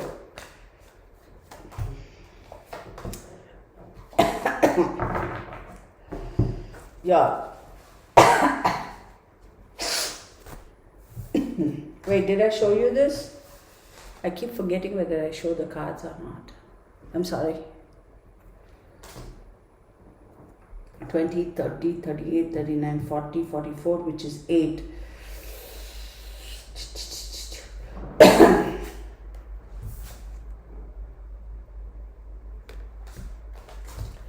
Nine of Swords, the High Priestess, and the Chariot card. So 9 of Swords, what does the 9 of Swords mean in the traditional tarot? Anxiety, depression, and grief. Yeah. The High Priestess. The High Priestess is, something is hidden, and you have the full moon in Aries, and don't mess around. You have the Chariot card, and the Chariot card is all about Cancer again, moon. Maintain focus, pay attention to the details, find the balance, find the strength within yourself to come forward and deal with it. Fess up, get the bull by the horns. Aquarius, what in God's world, Aquarius? And it may not be you who has done this boo-boo stuff. Maybe you know somebody else who has done it, but you have not come forth with information, so this is your opportunity. Prosperity, know that you deserve all things wondrous and believe you can have them. Yes, absolutely, I believe you can have them too, but you have to own it, right? If you The universe is not going to make you prosperous if you do not own up to your weaknesses and make an effort to correct the negative situations, correct the wrong. So, Pisces. 1, 2, 3, 4, 5, 6. Oh my God, I have so much more to do. 1.19. Okay. Pisces, Aries is your second house. Full moon in your second house. Your values, talents, possessions, and earning income are going to be highlighted. Then you have Mercury. Mercury is fourth house. Fourth house is emotional home. Your mother, your family roots are going to be highlighted. Then Jupiter is your first house and Sagittarius as well. So first house and 10th house, how you present yourself and your career and reputation are highlighted. Saturn is Capricorn and Aquarius, that is your 10th and 11th houses. So again, 10th house is your correct career, reputation, and the like-minded people in the groups and your friends. You may have a falling out with some friends. So addictions, yes, addictions, struggling with addictions. Could be any type of addiction. Maybe somebody's controlling you, somebody's playing you, somebody's trying to puppet and puppeteer type of situation. Then you have Uranus. Uranus is rules Aquarius, and that is your 11th house. No, 12th house, which is karma and hidden supports. Yeah, institutions. Don't mess around, yo. Don't mess around. Then we have Neptune. Neptune rules Pisces, which is your own sign, which is your first house. Again, how you present yourself. Then we have Pluto. Pluto rules Scorpio. So 1, 2, 3, 4, 5, 6, 7, 8, 9. Ninth house. Distant travel, higher education, your father. So pay attention to what I am saying. If you need to stop, rewind, and listen to what I just said, do it. Okay? Because this is important. Excuse me. A little bit of a dark energy though for a few of the signs, this month. And remember, time and energy is fluid, so don't sit and mope around and say, oh my God, my life is coming to an end. No, your life is not coming to an end. Life cannot always be on the upswing, right? And life cannot always be like this. You will have your ups and downs. Deal with it. It's life. Darn it. Somebody's going to prison. Somebody's going to prison, 100%. Institutionalized. Justice is going to be served. But I will also tell you one more thing. If somebody has been fighting for a settlement, if somebody has been fighting for alimony, child support, or something to do with the court, maybe, fighting in court for custody, etc., etc., it's going to be in your favor, and it's also going to be very grounding. You're going to feel very, very, very strong after this, like you have won, and it's got a very earthy energy, and it's Venus, so you're going to come out of it like feeling strong. Finances, I have the ability now to go forward. The weight has been lifted off my shoulders. That sort of a thing. Ooh, and the judge is not going to be happy with this, whoever this person is who has done wrong here. The judge is like, you sit down. That's what the judge is going to say. It's going to be a little bit harsh sentence. So if you have been fighting in court for justice, you will win. The other person is going to have some harsh sentencing. On the other hand, if it's you who's doing the boo-boo, then be prepared.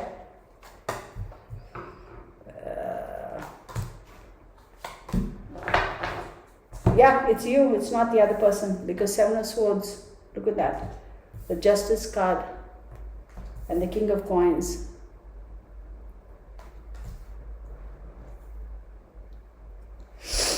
Why? Seven of Swords is literally like literally betrayal, running away, dishonesty. Justice is like, I'm gonna come and get you one way or the other. And the King of Coins, which is like a powerful person, he or she is like, this is it, this is the money, this is it. And then we have the Empress, which is ruled by Venus, which is all about the luxury, etc. So it's definitely money. Oh, Three of Swords. Sorry, y'all, not necessarily a good month for y'all because you're going to feel betrayed. You are definitely going to feel betrayed. This is definitely something to do with kind of a family situation, settlement, yada yada, court case, money, alimony, child support, etc., etc. It's not going to swing very well. Somebody is going to get a harsh sentence, whether it is you or the other person. Determination is the power within to keep you from giving up on your dreams. So you need to be determined as to how you're going to come out of this and how you're going to deal with this. If you are the one who's done wrong, it's going to be a harsh sentence. Judge is going to be very strict on you. If, let's say, you owe somebody some money, judge is going to say, you know what, if you owe somebody $1,000, the judge is going to say, you know what, you're going to have to pay them back $1,500. But if somebody else owes you money, judge is going to be harsh on them and say, no, cough up the money. That's it. Also, I'm going to tell you right now, if there has been an accident or somebody's gone after you for financial reprieve or whatever, or financial whatever, they say, okay, she caused damage to my vehicle, etc., etc., or he caused damage to my property, he ran through the friends, he has to pay even though insurance may claim, etc., etc. Keep your mouth shut, okay, and just pay up and walk away. I'm telling you, don't be penny wise, pound foolish. Just pay and walk away, because if you fight it, you are digging yourself into a deeper pit. That's it. Like, seriously, don't argue in court. I literally mean it. Keep your mouth shut in court. Don't argue in court if you are the one who's wrong. Just, yes, Your Honor, yes, Your Honor, yes, Your Honor. Pay and walk away. You do not, I'm telling you, honey, it's going to be a mess. Okay, moving on. Aries, Aries. An hour and 25 minutes. Full moon in Aries, it's your first house, how you present yourself. There's a lot of stuff that you're going to be focusing on yourself. Then we have Mercury. Mercury is in Gemini, which is your third house. Third house is your immediate environment and short trips. You're going to be making some short trips. I also feel like you're going to be spending some money on doing up your house, like just not repairs that you need, but kind of sprucing it up. You want to make it look good for the holiday season type of stuff. Then you have Jupiter. So 1, 2, 3, 4, 5, 6, 7, 8, 9, 10, 11, 12. So 9th house and 12th house, which is again travel, your father. And then 12th house is karma, hidden supports and institutions. I have a feeling your father's health may be in question. Okay, he may be hospitalized. Then, or he may have a relapse. Maybe he thought he was over something and now that issue has come back up. Then you have Saturn. Saturn rules Capricorn and Aquarius, right? Who are we reading for Aries? So 1, 2, 3, 4, 5, 6, 7, 8, 9, 10 and 11. 10th house is again career, reputation, morals, life goals. 11th house is again your like-minded people, groups and friends. So there's a lot of focus on your friend circle, your reputation, your career, your father.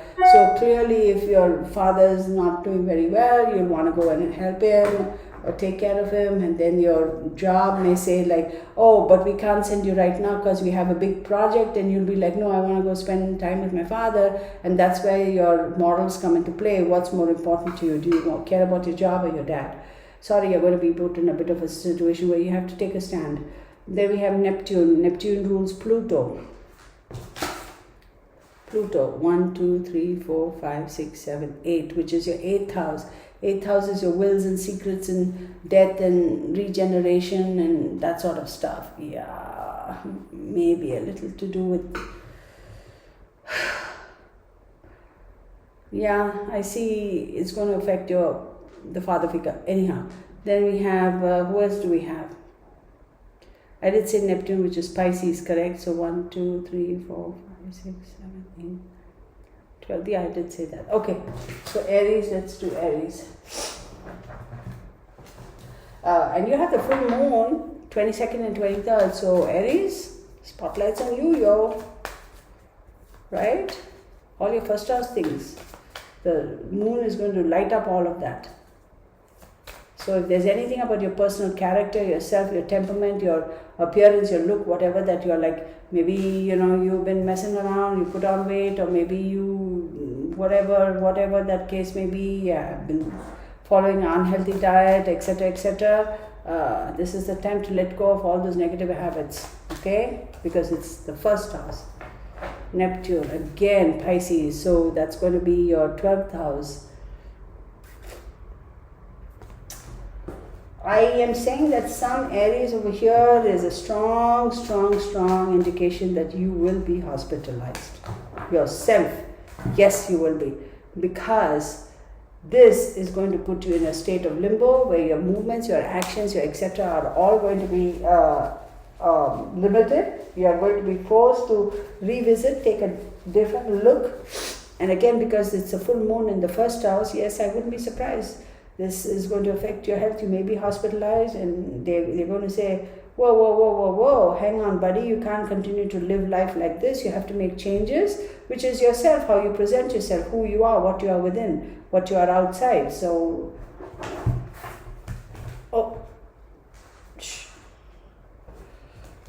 hang on.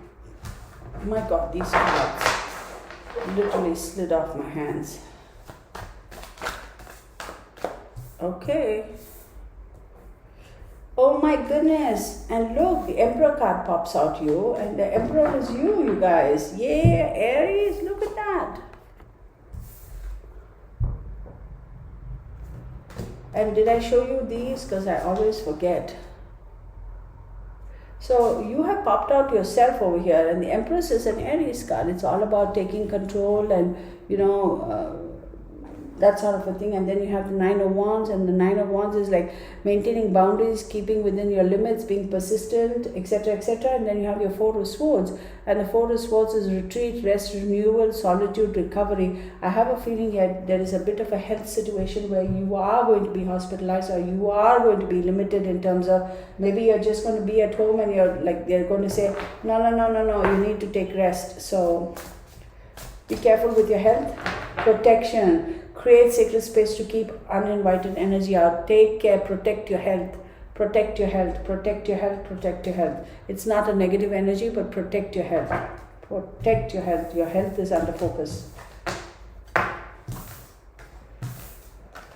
Alright, who next? Gemini. Where do we have Gemini? 1 hour and 31 minutes. Gemini. So Gemini, 10th house is where your full moon in Aries is going to be on the 22nd and 23rd. 10th house is your career. So if your career, reputation, morals and life goals.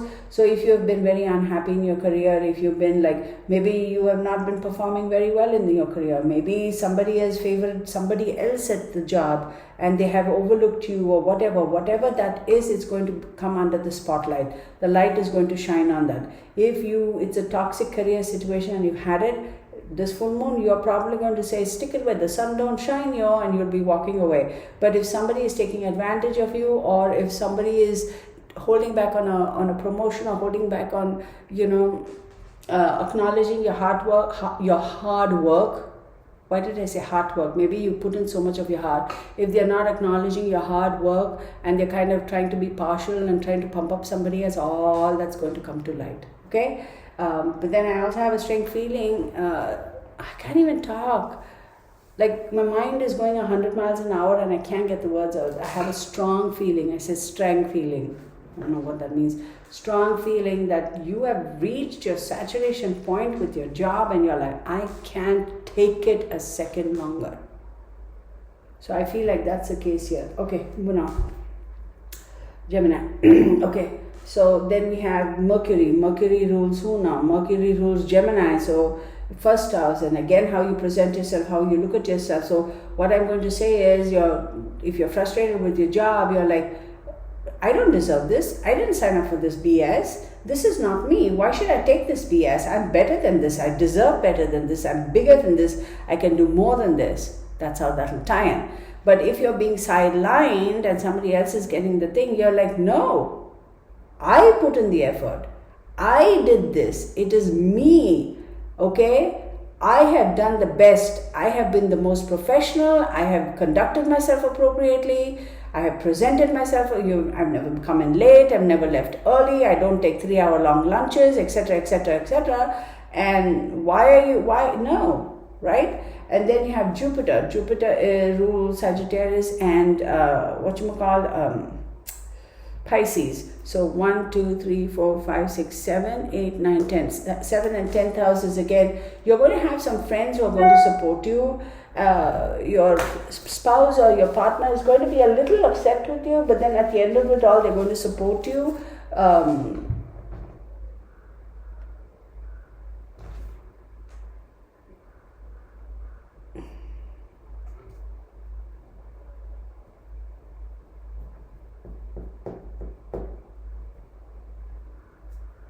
Yeah.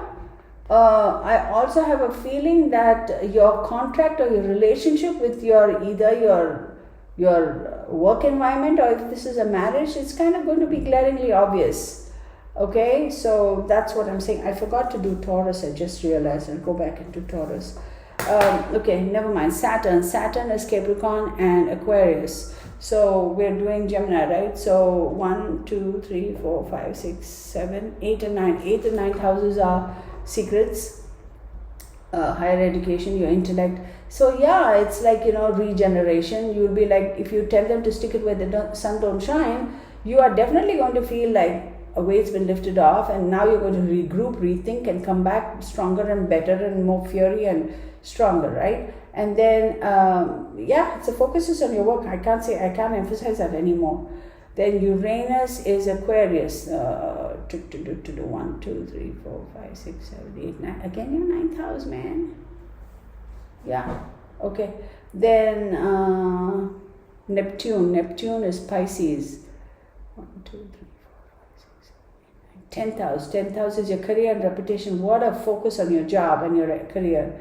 If you're looking to find another job, this may be an opportunity for you to find another job. But I'll tell you, if you sign a contract in Mercury, as long as you have met these people and spoke to them before Mercury went into retrograde, that is September 27, they call you now to sign a contract, it's fine. But if you go in for an interview now and they say sign now, until October 18th, it is going to be retrograde. So be careful, because because your contracts are, remember I said your work, your work and your relationship contracts, be it marriage, work, etc., isn't questioned. So then what's going to happen if you sign during Mercury retrograde? There is going to be a situation pretty soon where they're going to go back and say, oh, we're so sorry, we need to re-sign the contract. Or you will find out that, they are not giving me everything that they said they were going to give me. This is not what we spoke about. So watch out for that. Then, did I say Pluto? So 1, 2, 3, 4, 5, 6. 6th house is again this is going to affect your health. It is definitely going to affect your health, because all this is tension and drama. It's like, whoa. So stay strong, because this is a temporary energy. So once October is done, you'll be done. And remember, this is the last of the Mercury retrograde for this year. Capricorn, you got Capricorn, which is Saturn, and Saturn is retrograde too. A little bit confining. So if you tell them to piss off, you will have a brief period of time where you're going to sit at home, cool your heels, think about it. Of course, you're going to look for another job. You may not get a job right again. Like, let's say you quit the job today, it's not that tomorrow you're going to get a job, right? But if you start the process and say, hey, please reevaluate my performance, etc., then they're going to tell you, like, hang on a second, we'll do it. It's not going to happen right away. Temperance, they're asking you to stay calm and maintain balance, mental, emotional balance. One more thing I'm going to tell you, listen, drink a lot of water. I feel like for you particularly, my beautiful Geminis, I feel like you all need a lot more water. And tone down the coffee, will you? Or dial it back, I should say. Coffee and soda and Red Bull and all that, dial it back. You don't need that now. Oh, you are going to be so fine. You are going to be so fine. I'll tell you why. You got the 3 of Cups, the Queen of Swords, which is your own card, and the Sun card. Listen. 3 of Cups, celebration. The Queen card, it's yourself. You're mad as hell. It's like, I'm ready to knock their heads off. You're all mad. This is upset you no end. But the Sun card has showed up right under the Temperance. So the Sun card is saying, Dang it, girl, hold your horses. I'm going to give it to you. I'm going to make everything right. But stop running around like a headless chicken. Stop screaming and yelling at everybody and going like that. Don't do So chill, okay? It's going to turn out fine. So, and I'm telling you, even if you quit your job, you're not going to get another job right the very next day, but you land another job. But that doesn't mean you have to quit your job. You know what I'm saying? You may get mad and come and stick it and walk away. Common sense says until you have another job or come to work on this and this day, kind of a proper contract at hand, don't quit this job. Common sense. So, well, that one didn't want to come out. So it says banishment. You have the power to banish negative energy and unwanted problems. I'm not going to say anything beyond that. Okay. Oh my goodness, Geminis, I'm telling you, sometimes Gemini, with your mercurial tongue, you tend to tell people off. You got to be careful. Taurus, 1 hour and 40 minutes. So Taurus, let's take it from the top. So the full moon is in your 12th house, which is all your hidden dreams, your hidden supports, your institutions, your karma, your secrets, your all that stuff that you don't want to talk about is the one that's going to be highlighted because the full moon is on that. So the full moon is going to shed light on that.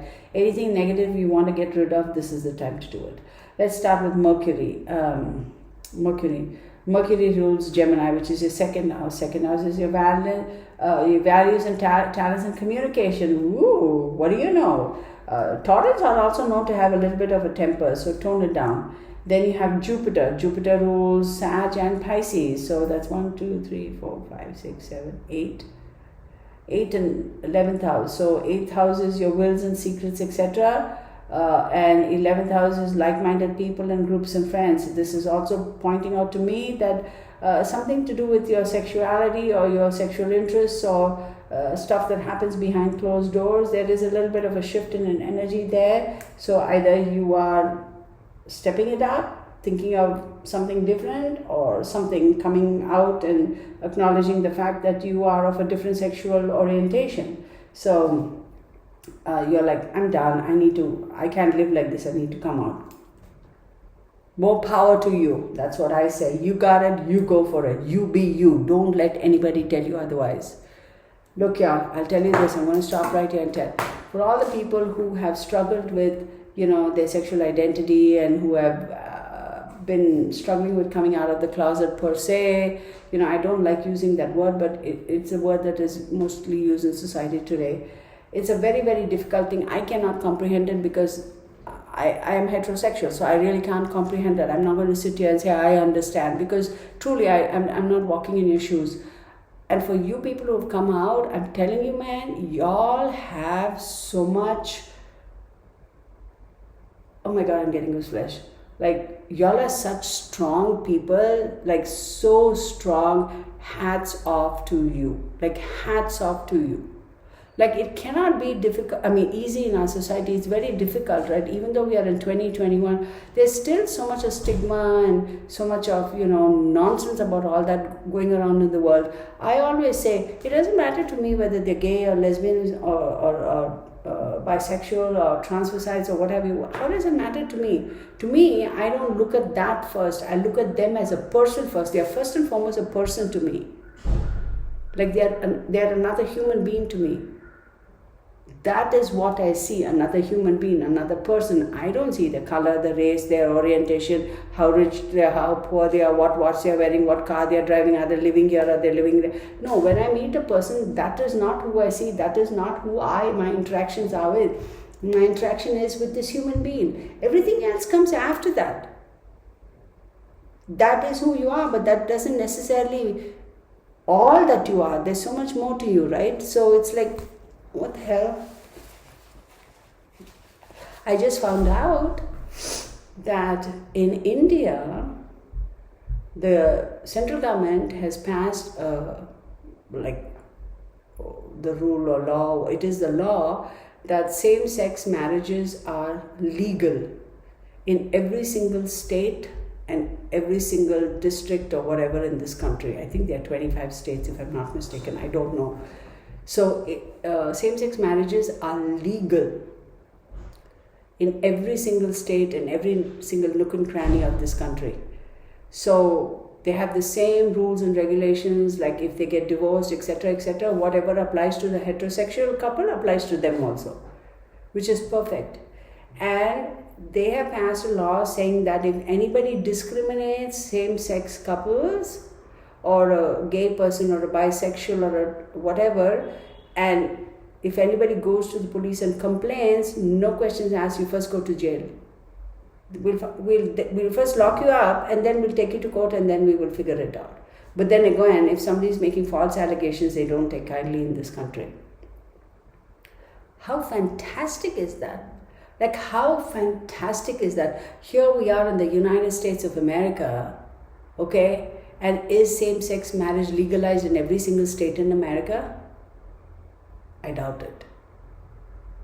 So then when we go around gabbing our mouths off and saying first world country and third world country, really? So that's just my 2 cents. So I was blown away. I was like, shoot, I mean, that's just, and they go and they have like, they, same thing, like, you know, heterosexual couples, you get married, you first go to the court and you have to get married, and then you have your whatever your ceremonies based on your religious or beliefs or your faith or whatever. Same thing applies to these guys also, these gentlemen and ladies. And same thing, you want to go to divorce course, it's the same thing. You want to adopt a child, it's the same rules and regulations. Everything is the same, no differentiation. The government does not differentiate between a heterosexual couple and a same-sex couple. So if there's alimony and child support, you go through the same thing. It's simple, right? So they have like something here called the undivided family law, whatever it is. So whether you're a same-sex couple or a heterosexual couple, same. Everything is like the same, y'all. I was blown away. I was like, this is crazy. And here we are in America. We are still kind of, you know, whatever. Okay, Taurus. Did I go off track? Yeah, I did. So what I'm going to say is, for any of y'all who are coming out of the closet, who are now making it known in society, or stepping into society, you know, with this new you and new attitude, and this is me, and taking your power and standing in your power, taking control of your life, go for it. I love you. I respect you. I have so much of appreciation for you, because it is very nerve-wracking and it is not easy. And for you to take that stance, you know what? Hats off to you. Hats off to you. All right, where was I? Again, I don't want to lose this. So, oh my God, what was I saying? Pretty much that, right? Okay. Oh, my nose is itching, y'all. My nose is itching. Why is it itching? Okay. Taurus. Let's get to it, Taurus.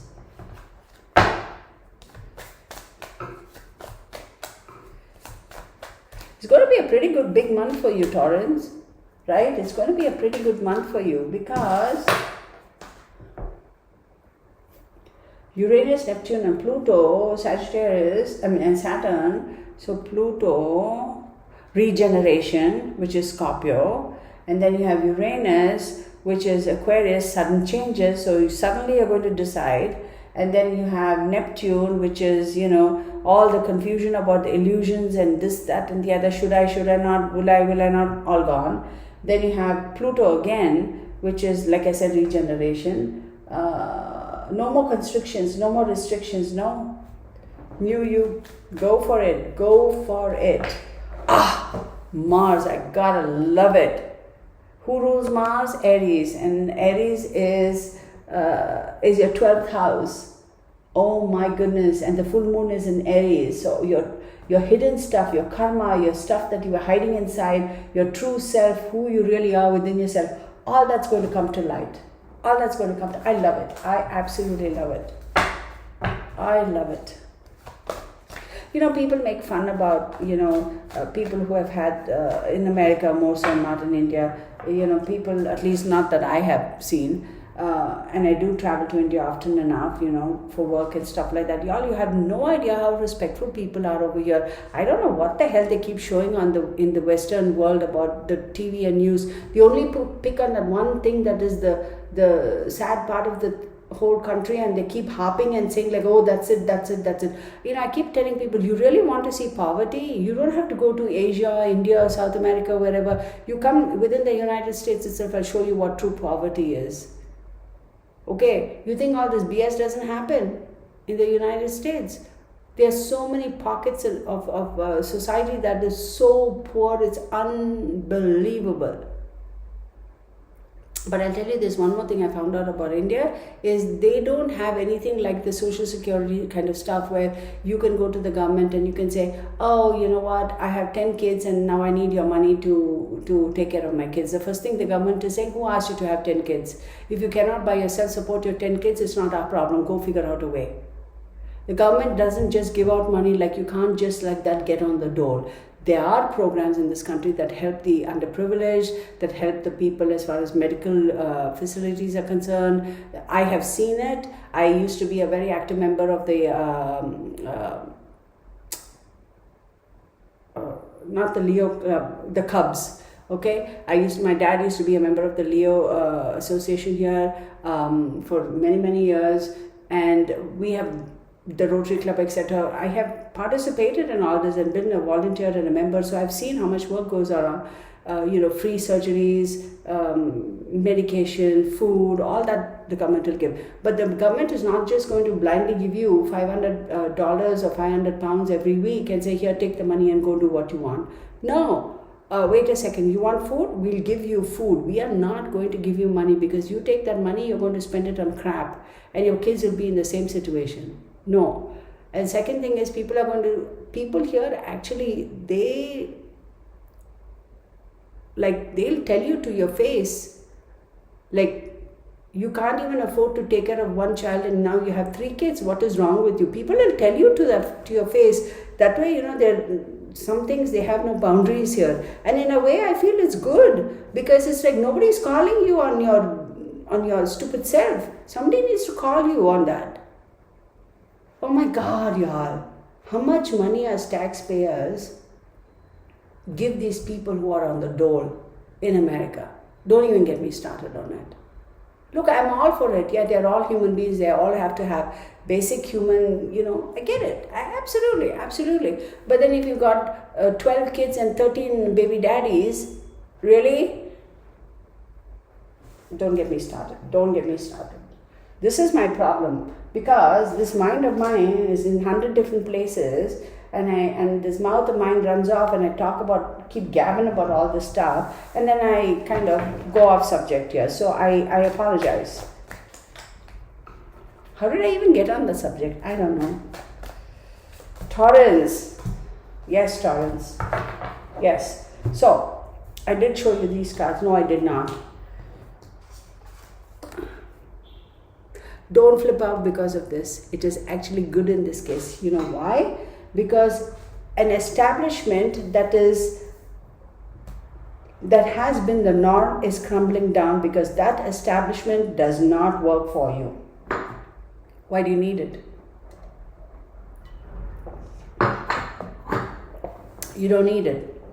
So that establishment is going to come down, is going to crumble down, is going to be brought down, because it's of no use to you.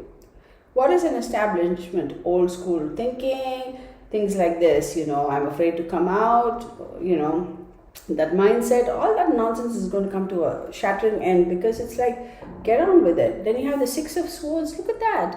What is the 6 of Swords? 6 of Swords about a necessary transition, relocation, moving. Yeah, moving towards something. But you have a little bit of this pushback with the 5 of Wands, because the 5 of Wands is, there are a little bit of obstacles, and I think who's going to put those obstacles up for you. You know that. So just don't lose your cool. Just like, oh yeah, okay, fine, let them vent and spit it out. And then you have the 4 of Wands. Look at that. Look at it. Ooh, your Taurus, it's fantastic. With limitless energy, you'll achieve more than you ever dreamed possible. Now, for those of you who are like, Kirtana, this whole thing about coming out of the closet doesn't necessarily apply to me because, that's not me, my situation is different. Then whatever this institution is, whatever this establishment is that has not worked for you thus far. What do I mean by the establishment? Establishment could literally be an establishment, a school, a college. Maybe you're in college and you decided now, you were studying nursing and you're like, no, nursing isn't my thing. Or maybe you were leaning more towards neonatal care, and all of a sudden you decided, you know what, I want to be an emergency nurse and emergency room nurse, and that's what I want to focus on. Or maybe you want to be like some other thing, you know what I mean? So whatever you thought was set and it was established already, that is going to come down, and you are definitely moving away from that towards something new and nice. There is going to be a little pushback. Like for example, if you're a college student or a medical student and you're trying to go in a different direction, or maybe you are a nurse at a caregiver in a hospital and you worked in neonatal. I don't know why I keep saying neonatal. I'm sure there is a reason why it's not coming to me. You worked there for 6 years and now you put in an application and saying, you know what, I want to transfer to a different department. The hospital may say that, no, and this and that. You may get a little pushback, but at the end of it all, you're going to win. Now, another thing I'm going to say is, if you had applied for a loan for a company, a financial services company, and they're like, oh no, we can't do this, we can't do that, and all of a sudden you'll be like, screw you guys. And then you go talk to somebody else, you'll be able to get funding from a different source that is not necessarily old school establishment, meaning it may not be a bank, it could be some other financial, private funding. That sort of a thing. So think about that. It's not just that, this reading is only for people who are getting out of the closet. No. So, okay, moving on. Now, next, who do we have? So we did Taurus, we did Gemini. Now I got to do Cancer, 1 hour and 55 minutes. Okay, Cancer. So we have, 9, correct? What am I saying? 12, 10, 9th house. Yeah, 9th house. 9th house is your distant travel, higher education, your father. So pay attention. Oh, Cancer. Who else had this? Aries had this. Pay attention to your dad or your father figure. Oh.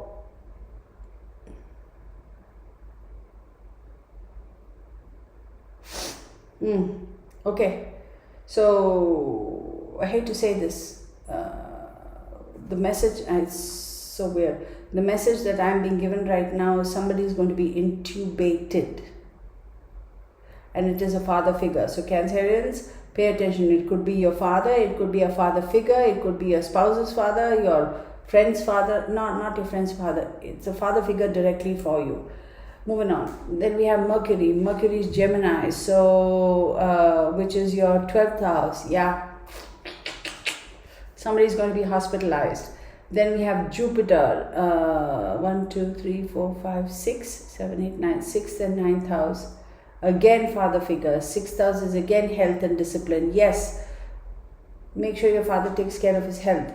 Then we have Saturn, Capricorn. So 1, 2, 3, 4, 5, 6, 7. 7th house is, contracts and relationships. So maybe your relationship with your father is going to be a little bit sketchy now, maybe because he's not doing well.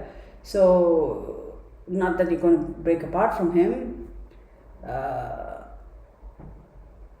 If you're in business with him, or if you're a co-worker and you have a senior co-worker who's more like a father to you, there could be something going on over there. Oh my goodness. Saturn also rules Aquarius, which is your your 8th house. Wait, no. 1, 2, 3, 4, 5, 6, 7th and 8th houses, So your father, your contracts, your wills, something, death too. Uranus also rules Aquarius, so which is sudden changes and shocks. Be prepared. Then that's a little bit serious. Take care of your dad, right? Like, pay attention. If he says he's having trouble, choking, whatever, right away, rush him to the hospital, make sure he gets medical attention. Please do that. Because as I started too, I was feeling a little bit weird here. Oh my goodness. Neptune is rules Pisces. So 1, 2, 3, 4, 5, 6, 7, 8, 9, 9th house. Again, we keep coming back to that. Pluto, take care of your dad. Pluto is Scorpio. 1, 2, 3, 4, 5. Fifth house. Yeah. Do not speculate. Do not speculate. Again, kids are also coming into focus. So kids are not in any jeopardy, but your kids are also coming into focus. Okay, your love life is coming into focus too. So anyway, Cancer, 1 hour and okay. So Cancer.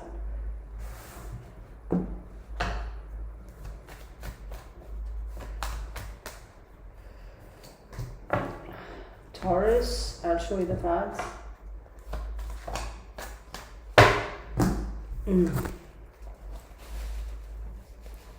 The High Priestess, and the Moon. Listen, y'all. So the High Priestess and the Moon, and we have a full moon in Aries, so that's going to be 12, 11, 10th house. Your life goals, your morals, your reputation, your career is going to be a little bit affected because you're going to kind of be a little bit distracted because of all this drama going on with the father figure. If you don't have any drama going on in that area, then definitely your career and reputation and morals and life goals are going to be affected.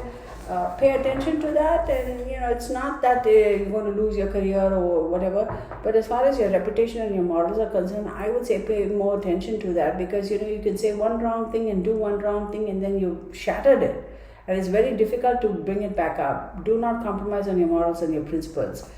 Don't ever do that. I don't care what anybody says or does. Don't sell your soul to the devil per se, right? But your reputation is a little bit shaky right now. Cancer, your reputation, I won't lie, is a bit shaky at the moment. People are not looking at you and thinking of you in a positive light. And that's your own doing, actually. It's your own doing. Sorry. So we have the Queen of Swords, the Sun, and the Three of Cups. So the good thing is this is a saving grace, because the Queen of Swords, there's somebody here who's quite mad at you actually, and that's why they're like, no, this person, this reputation is like, I don't know, a bit sketchy, and somebody's going for your jugular. And you know what? You have actually brought this on yourself. That's all I'm saying. But your saving grace is the Sun and the Three of Cups. So the Sun card is saying, if you take care and if you make amends and if you kind of say, you know what, my bad, it's whatever, give me an opportunity, let me fix it, you'll be fine. And then the Sun card rules Leo. So 1, 2, 3, 4, 5. And the fifth house is again, I think your kids, if you are a parent, your children are going to come to the forefront. It's not a bad thing. Nobody's in danger. Nobody's going to get hurt. But there's something about the child that's going to be brought to your attention. Either the child is going to win some accolades or, something happy, good news. And then you have your Three of Cups. Or if you are a Cancer parent and your child is of a marriageable age, maybe the child is going to get married because you have the Three of Cups. And Three of Cups is fantastic. It's celebrations and, that sort of a thing. There's also going to be a lot of support around that celebration. People are going to come together to show their support. So, no, I was picking that up. Actually, they want me to pick that up, okay. The Emperor, which is beautiful, which is an Aries energy. Again, we have the full moon in Aries.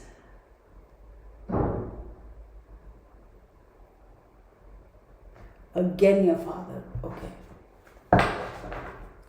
Take care of your father, if he's in a situation that needs immediate medical attention, then go for it. Energy, with limitless energy, you'll achieve more than you ever dreamed possible. That's all I'm saying.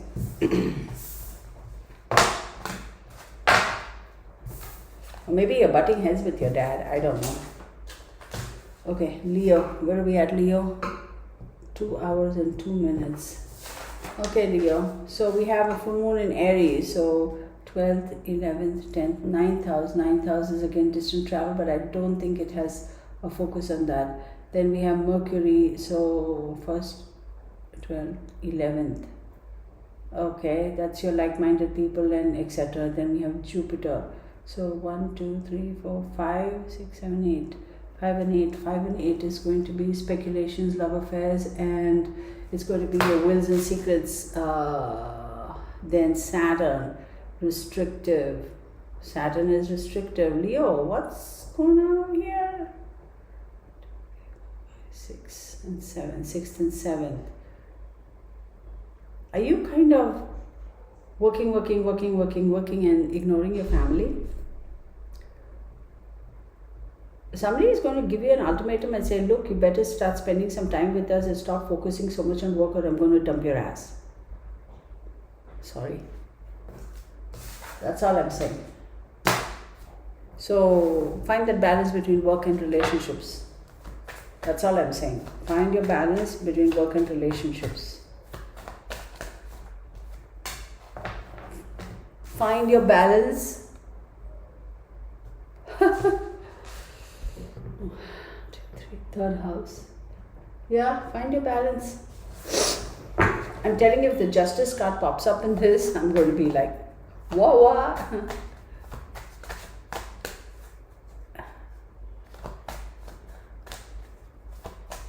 Justice has said, yeah, full moon. Yeah, absolutely. 9th house again. Listen, find your balance because this full moon is going to be pretty volatile for you. Okay, you have to find your balance with your work and your personal life. It's going to be, and if you are like coming home after partying every day from work, and we had an executives meeting, and we had this and we had that, you had to come home with a little bit much alcohol in your belly. Honey bunches of oats is not going to go down well with your family. So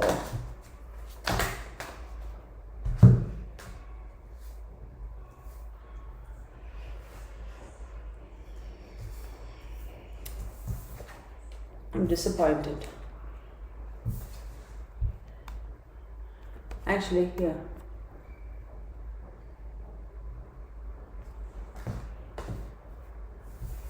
So you have the Three of Wands, which is teamwork, expansion, commerce, travel. Yeah, you're focusing too much on work, and then you have your 9 of Coins, and your 9 of Coins is luxury and financial gain and etc., solo pleasures, which is like, yeah, you're being a little selfish, honey. You're being a bit selfish. And then you have the Knight of Coins, which is like, hard work, yeah, patience and being reliable and all that stuff. You are all of those things.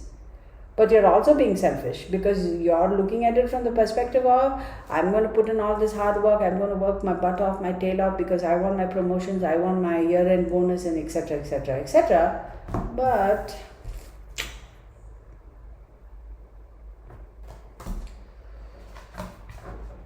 actually, you know what? You knew it was heading there. At some point in time, you kind of figured that this is going to head that way. You have the power to banish negative energy and unwanted problems. If you make the necessary changes,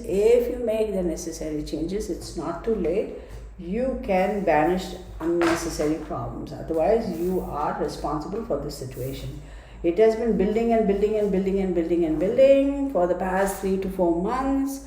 And you have reached a stage now where for somewhere along the line you were like, screw it all, I'm going for it, I'm going to be selfish, I'm going to do for it. Now I'm going to tell you another thing. If you have a relationship situation with a family member who's been pushing your buttons for the wrong reasons, that relationship is going to come to a complete end because you're like, I'm not going to take care of your sorry ass anymore. Like it's like somebody who's always sponging off of you type of relationship, not your significant other. And they're constantly sponging off of you, are like, enough, power off. So that is also the Tower card where it's going to be brought down. So Virgo, 2 hours and 7 minutes.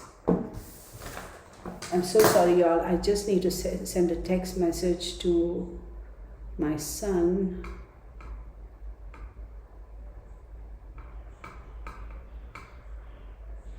He's outside, but I don't want to get up and go because I want to finish this. Okay, Virgo. So Virgo, we have the full moon. Let me turn that off. I don't want to be distracted. 1, 2, 3, 4, 5, 6, 7, 8th house. Your full moon is in your 8th house. Excuse me. Finances are in focus.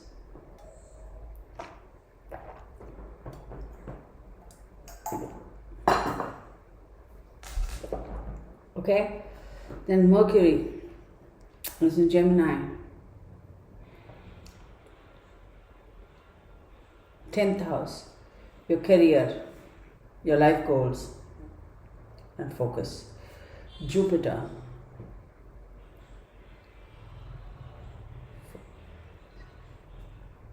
Four and 7, which is very odd. Why are you being so emotional already? Why are you so emotional? Ooh, you are a bit upset about somebody getting married to somebody or a relationship, or did something happen where you were dating somebody, come to find out you probably broke up with them, and come to find out right after that they went and married somebody else? Ooh, I'm sorry, Virgo. Saturn. 5 and 6, yes. Yes, it has got to do with your friends. Maybe you were dating somebody and you all broke up, and that person turned right around and married somebody, and that person could also be your friend, and you're torn up about it. Maybe you're in love with somebody at work. That's not working out very well for you. It will not. So cut that. Get over yourself. Stop living in this la-la land. It's not going to behoove you. It's not. It is not. You're going to end up losing your job. Oh my goodness. I'm already seeing somebody coming to your work and creating trouble. Or coming to your house and creating trouble. Please, please take care of it. Do not get entangled with married people or people who are already in a relationship. It's not worth it. You are so much better than that. But then affairs of the heart, right? The heart loves what it wants to love. I understand that. But sometimes you have to think with your head, not your heart. Because all this thing, oh, I'm going to divorce her, I'm going to divorce him, and I'll come to you, look, in that place. That's like just blowing wind in your ears. What? He hasn't responded? Are you kidding me, kid? Whatever. Okay. Saturn. So 1, 2, 3, 4, 5, 6, 5 and 6, yeah. Uranus, 6. Yes. Sudden changes, yes. Confusion. You're completely confused. You have all these crazy dreams in your head. Sudden changes for sure. Then we have Virgo, right? So that's 1, 2, 3, 4, 5, 6 hours again. Same thing. Listen, if you're having an affair with somebody at work, cut it right now. Neptune, 7th house. See, there's so much. Relationship contracts work. There's a focus on that. And then Pluto. Regeneration. Yeah, you're going to, one way or the other, you're going to be forced to end that. Because Pluto is here. And once he starts going into, he's going to start progressing, coming out of retrograde. Ooh, baby. But you're not willing to give it up. Why are you not willing to give this up? Aries, Mars again. So Virgo, 1, 2, 3, 4, 5, 6, 7, 8. Again, 8th house. Listen, stop. Yeah, the sex is good, but come on. Is that all that matters? I mean, hey, honey bunches of oats, if that's what matters to you, have at it. Have at it. I've had quite a few people, come to me and they're like, oh, but the sex is so good. I'm like, okay. Right? Again, look at. 8th house, Virgo, 1, 2, 3, 4, 5, 6, 7, 8th house, and full moon. You have Aries, full moon in Aries, you pull the Aries card, you have the Emperor card, 8th house. If any death, regeneration, sexual energy, finances, secrets, wills, occult, etc. But this is like somebody is like, oh. the sex is good.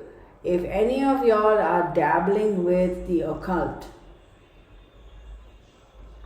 if any of y'all are intending to or wanting to dabble with the occult, if you know what you're doing, that's a different thing. But if you're going to somebody and they're going to say, oh, there is this curse on you, there is that on you, pay me $3,000, $4,000, I'll lift it for you and all that stuff, more fool you to do that.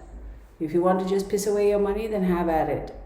But I will also tell you, if you are dabbling with occult because it's your interest, you just got into it, you want to do this, you want to do that, yeah, no problem, right? I mean, you want to do that, do that. It's a free world, you're a free person. But you better know what you're doing, and you better take some guidance from somebody who is more knowledgeable and more experienced with you, because you're playing with fire.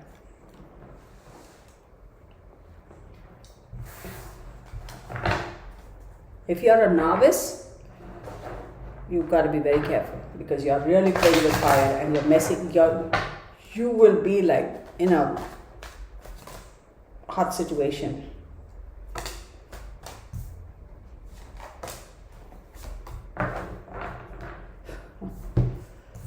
Did I show you this?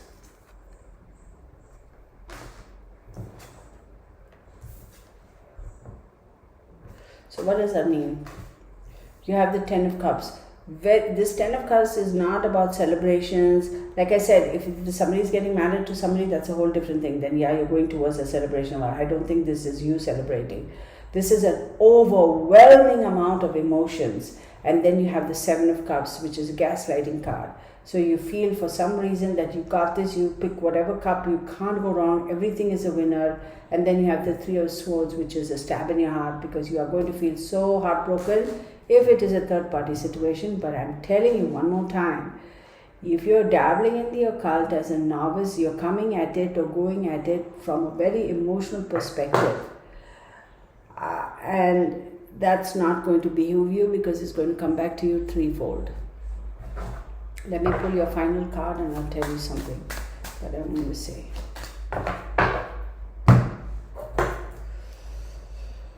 Aura. A healthy aura keeps your energy in balance and in harmony. Oh, the camera went nuts. Okay. So if you are a novice and you're so yes, a healthy aura. Make sure that whatever your aura is, whatever your energy is, whatever your situation is, keep your aura and your energy fields clean, okay? Keep them neutralized. Make sure that they are in a spot, your aura and your energy is such that nothing negative can come through to you. So if you are dealing with a third party situation, you need to cleanse your aura and your spiritual energy. People will be like, oh, that's bah humbug. Well, that's on you. One more time. If you're dabbling in the occult as a novice and you go at it from an emotional perspective, that's the worst thing that you can do to yourself. They always say, and the old masters and the old teachers, the old guides, the old, masters, let's call them masters, they always tell us, when you resort to the occult, when you want to do all that stuff, never come at it with anger, never come at it with heightened emotions, never come at it from a selfish perspective or with the intention of to purposefully harm somebody or cause harm to somebody. Because then you're doing it from a negative perspective and you're doing it from your lower self, and that kind of stuff will bounce right back at you. Even with the occult, there is negative that you can do with it and there's positive that you can do with it. So that's all I'm going to say. So of course, my camera at the very last minute decided to freeze, but it is what it is. I do apologize, because this is a very, very long monthly reading. It usually never takes 2 hours, but I wanted to shed a lot of light with regards to the planets and the retrogrades, etc., because we have so many planets in retrograde, and Samain is coming up to 1, 2, 3, 4, 5, 6, 7. 6 planets in Chiron. So I just wanted to share it. Please leave your comments in the comment section. Let me know if this is like too much information, because some people, like I said, they kind of get confused and they say it's like overload. So if you feel this is information overload, then next time I'll just stick to tarots, okay? Much love to you guys, all of y'all who are celebrating your birthday in October. Many, many happy returns of the day, and I wish you all the prosperity and all the love and happiness and good health. enjoy going on in the next year. Okay, much love to you. Take care. Bye.